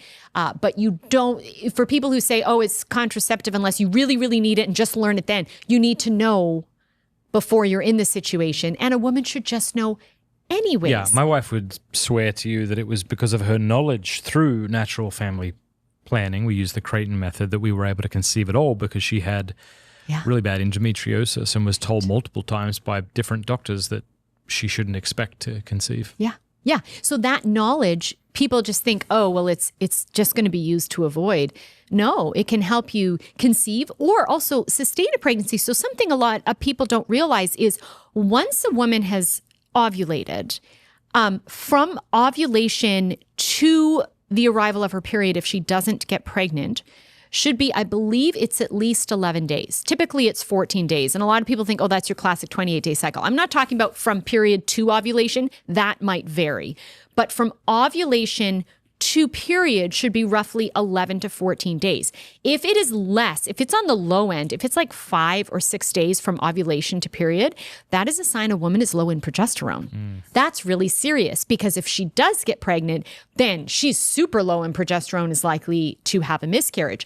So even just this knowledge of the body and being able to time from ovulation to period can help a woman know if she's just physically healthy or not. So in my case, even when I'm not pregnant, I take progesterone.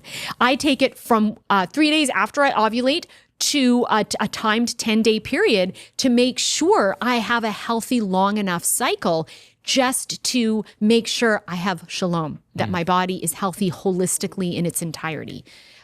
So again, if we're afraid of this info and we run from it saying, oh, if I become aware of that, then I'm guilty of contraception. No, because again, you always come back to the heart.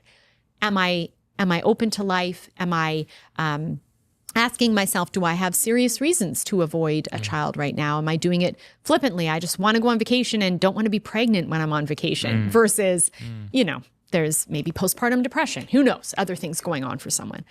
Final question. We have many more, and yet we've addressed a lot of them. And a lot of them had to do with embryo adoption. Yeah, I know, so right? We covered It's that. like, yeah. Matthew says, as a third-year medical student, how do you approach doctors who have given their lives and careers to abortion or IVF and tell them that you cannot participate in or endorse these options while maintaining a relationship to get good evaluations? I want to tell you about Hallow, which is the #1 downloaded prayer app in the world. It's outstanding. Hallow.com/MattFrad. Sign up over there right now and you will get the first 3 months for free. That's like a lot of time. You can decide whether it's useful to you or not, whether it's helpful. If you don't like it, you can always quit. Hallow.com/MattFrad. I use it. My family uses it. It's fantastic. There are over 10,000 audio guided prayers, meditations, and music, including my lo-fi. Hallow has been downloaded over 15 million times in 150 different countries. It helps you pray, helps you meditate, helps you sleep better. It helps you build a daily routine and a habit of prayer. There's honestly so much excellent stuff on this app that it's difficult to get through it all. Just go check it out. Hallow.com/MattFrad. The link is in the description below. It even has an entire section for kids. So if you're a parent, you could play little Bible stories to them at night. It'll help them pray. Fantastic. Hallow.com/MattFrad. You can, and I'll tell you how in a moment, but it's not easy because oftentimes we think we can't when something is hard.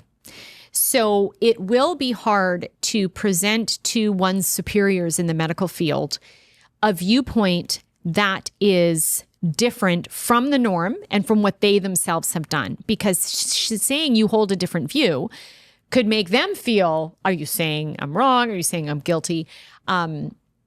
So a couple things. I would, in general, I can give some basic advice, but recommend people in that situation to, first of all, make sure they are plugged in and connected with other medical professionals in the Catholic Protestant world, even just the pro-life world of medical professionals who are living that pro-life viewpoint fully, which often is perceived as Catholic, although I know Protestants that are against birth control and Protestants who are against IVF. And make sure you're plugged in with them for moral support as well as ideas for what they've done, because they're in those situations and can say, actually, this is how I frame things. This is what I did. So a couple authorities to go to. The first is the National Catholic Bioethics Center, which I already mentioned, just top of the line. John DiCamillo is the new head of the organization, awesome ethicist. Joe Zalot, I've worked with awesome ethicists. Father Tad Pacholczyk, awesome. I mean, they're just all around fantastic. And they can be consulted through their ethics consult line 24/7. So connect with the NCBC. The other thing is even just mycatholicdoctor.com is an awesome Catholic website my husband and I have used for our family's medical care. If you can do telemedicine for certain conditions, they're great as a patient, but then those are all Catholic doctors practicing from a Catholic perspective. So approaching them, trying to be put in touch with a mentor in your specialty that you're pursuing, that they can help guide you. The other point then in general, I would say, is when you have to approach someone is make sure that you have good science to back up your claim. But in this world of relativism and tolerance and acceptance of diversity. You could use all that language to say, especially when you aren't their peer yet and you're inferior to them, but you don't want to be involved in medical school or during your residency in something you don't agree with but you don't have the authority because you're not the ultimate head, is maybe it would be good to use the language of, this is my view. And I know that the medical school is really known for being tolerant of diverse views. And I know my view and my position is diverse, but I'm really hoping that there can be an inclusive spirit of acceptance of this. No hope with that argument. There's nothing so narrow-minded and bigoted as the person who keeps talking of being open to ideas. But if you're talking to someone, because I will say, for example, people often know of me through my talk at Google. And the person who pitched me speaking at Google kind of came from that perspective and said, look, we've just brought in the head of Planned Parenthood, and Google is all about tolerance and including all kinds of views. And so in a spirit of inclusivity, I wanted to put forward a suggestion that we bring in this speaker, So you could try that. You could use the argument of, look, I've looked at the medical research, I've looked at the data on embryonic development and, blah, blah, blah, blah. And this is why I can't be involved. You could say my religion excludes me. I know that there are special exceptions and measures given for Jewish students and Muslim students for what their religious views tell them. And so I also have religious views as a Catholic, as evangelical, whatever their viewpoint, and use those other religions that people are more inclined to be respectful of to then frame this as a religious view. I think you could make a non-religious argument, but in these moments, you might need that to be protected as you go through medical school, because you don't want to do evil to bring about a good. It is good to have good Catholic doctors, but we can't commit evil on our journey to becoming a Catholic doctor. So this person and anyone else is right to look for ways to avoid involvement in IVF, avoid involvement in insertion of IUDs, and abortion, and so on and so forth. So, but plugging into these other Catholic institutions can give people a good idea of the type of lingo to use. Also, cowardice is a vice that we ought to repent of. So if you sort of think, well, I'll just bite my lip and not correct anybody or give a different answer to what I actually believe until I have some power, and then I'll start. Right. You're probably just training yourself to be a coward with a bigger bank account at the end of the day. Yeah, so it's about getting creative. So instead of being a coward, we want to be creative. And we want to be, what does our blessed Lord say? Wise as serpents and simple as doves. So there are times where wisdom might cause you to be very strategic, but you cannot participate in the evil, refer to someone else to participate in the evil you're not doing, right? So if an authority above you says, okay, you don't have to do an abortion, but you have to counsel a patient and refer them to the other intern over here, resident over here who will do the abortion. Well, if you're passing them on to someone else, no, you can't do that. So I remember it's also been said, courage is not the absence of fear, but a will to do what's right in spite of your fear. So to acknowledge you have fear, to acknowledge that there might be a bad outcome, but that God's really creative. Like if God can bring good out of IVF in that a human being made in his image comes into existence from a really bad thing that shouldn't have occurred, then he in his majesty can figure out something amazing that I can't even premeditate in this conversation. But praying and doing the right thing and seeking godly counsel and having the conversation, it's amazing. It's just amazing when you let God work and you don't get in the way and you say, Holy Spirit, do something profound. Show your glory. I love that prayer. God, show your glory. Show your glory. And it's extraordinary what he can do. Another prayer I love is, God, blind the people who should be blinded and give sight to the people who should be given sight. Make that your prayer when you have to approach the authorities. Again, back to the Google talk. That was my prayer. And there are so many intricacies and aspects to getting in there. But in hindsight, when I look back, I was like, holy smokes, the number of people that were blinded. That prayer was totally answered. Like blinded in the sense that they had no idea what they were about to receive? What they were receiving. And then even after it happened, the fact that it got on the YouTube channel, the fact that it's still not off Google's YouTube channel, the fact that at one point, now that I'm saying this, maybe it'll come down, but at one point in my presentation, I have an abortion victim image. I tell a story, and that's the type of thing that would be censored on Google. It's in the video. It's on Google's YouTube channel. Like it's embedded and they embedded it. Their video people asked for my slideshow files. Wow. And they embedded it and did it all nice. And then their people chose, you can watch the part where I talk about the Rwandan story. They literally pan in as I'm speaking on the aborted baby image. So that person was given sight. Whoever that person was, they were given sight. And I prayed. There were other people that I totally prayed for blindness to. And just so I use that as one example to say, when you pray those prayers, when you give surrender and you say, God, I want to do the right thing. And guess what? Here's the other thing. He might close a door. Something bad might happen. And it's often the bad thing that might happen actually happening that makes us think, oh, I should never have done that. We have to remember when the bad things happen, and let's say worst case scenario, someone's actually kicked out of their medical school or not able to finish their education. A whole bunch of other doors are going to open up. Opportunities are going to arise that will be better, but you won't know until you continue down that right path than whatever could have happened if they'd stayed on that original path. If that truly is what's going to happen, and it often doesn't come to that. But when I think of my first engagement ending, I remember when I was going to have a conversation that I thought might result in things breaking down, going to the Adoration Chapel. And I remember where I was in Vancouver, this beautiful Adoration Chapel, looking at our Lord on the altar.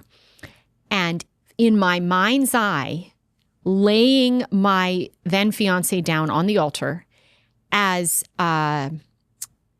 Abraham did with Isaac. And I remember laying him down and say, God, I want to marry him so badly. I want this so badly. But he's yours, not mine. I beg you, don't take him from me. Let it be like Isaac and Abraham. Like, don't make me make this sacrifice. I beg you, don't. But he's yours. And I thought, oh, beautiful prayer of surrender. God's not going to make me. He didn't make Abraham sacrifice Isaac.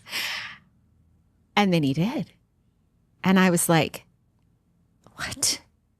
And right. So then I go to Madonna House, have this whole experience. All these years go by. And I'm like, why did you do that? Like, why, God? Why? And then now, 10 years later, I mean, I could say 5 years later, really, because I've been married almost 5 years now, but I can look back and say, praise God, I surrendered. Praise God, my attitude was, this, God, is what I want, and I'm telling you what I want. But I'm also saying at the end of the day, right, it's what Jesus did in the Garden of Gethsemane. If it be your will, take this cup from me. Jesus himself asked that the cup be taken from him. But then he followed it with, but not my will, but yours be done. So for that person in medical school to say, please, I don't think I'm meant to be out of this med school. I don't think I'm meant to be kicked out. So I beg you, don't let me be kicked out. But then hands off. Not my will, but yours be done. And if his will is not what we thought, trust me, it will work in the end. Not right away. You won't get it. You might even be angry. You might get bitter. You might have turned med school into an idol. But trust me, as someone who's kind of been there with another issue and can say, like, praise the Lord. So it's the same with fertility, getting pregnant. Someone can think so badly, I want to have a child. But can we say, please, and then let go? So there's a, with IVF, it's like a forcing and a making. And with sexual intimacy, you can time things down to what you think is optimal fertility. And you still have to be like, God, your will be done. And then when you get pregnant, it's still, God, your will be done. That's my fear. I live with the fear that every pregnancy I'm going to miscarry because that's been the majority. But am I willing to step out in faith and say, oh, I want this, but open hands, your will be done. You know, I know of a family whose child was recently found drowned in a pool. Oh my! And you think that's something no parent ever wants to envision. Gosh! But can we say, even for our children, once they reach birth, right? We think, well, if we pass the miscarriage risk, we've got our kids for life until we die. No guarantee. No guarantee. And so with whatever child we have, can we say, please, Lord, may I see my children's children? It's a prayer from the scriptures. I've already prayed it about my kids, and I'm an old mom. So I pray that that my husband and I both may live long enough to see our children's children. But can I say that's my prayer, Lord, and then have open hands and say, but whatever you want. Yeah. Because this is not our home. Heaven is. Amen. Beautifully put. On that note, let's wrap up. Thank you so much for taking the time to come here and share your beautiful wisdom so articulately as you always do with us. Your book is called On IVF. People can get it. Word on Fire. Word on Fire. Technically Amazon too, but it's always better to get through the publisher, and sometimes stock on Amazon is sketchy. So Word on Fire. Anything else people could look up of yours? So my website is loveunleasheslife.com, loveunleasheslife.com. So it has all my other books. My IVF book through Word on Fire is part of a new series that Word on Fire has released called the Dignity Series. Great. And actually, the first book through the series was another book of mine on assisted suicide. So I kind of take both ends of life. Hey. It's not just my series, though. So after this, they have multiple other authors releasing other topics that are often more on the periphery, not like, abortion is the one we're always hearing about. But assisted suicide, IVF, and the other ones coming down the pipe are going to be great resources for people. And then there's other books I've written too. So loveunleasheslife.com. Amen. Thank you.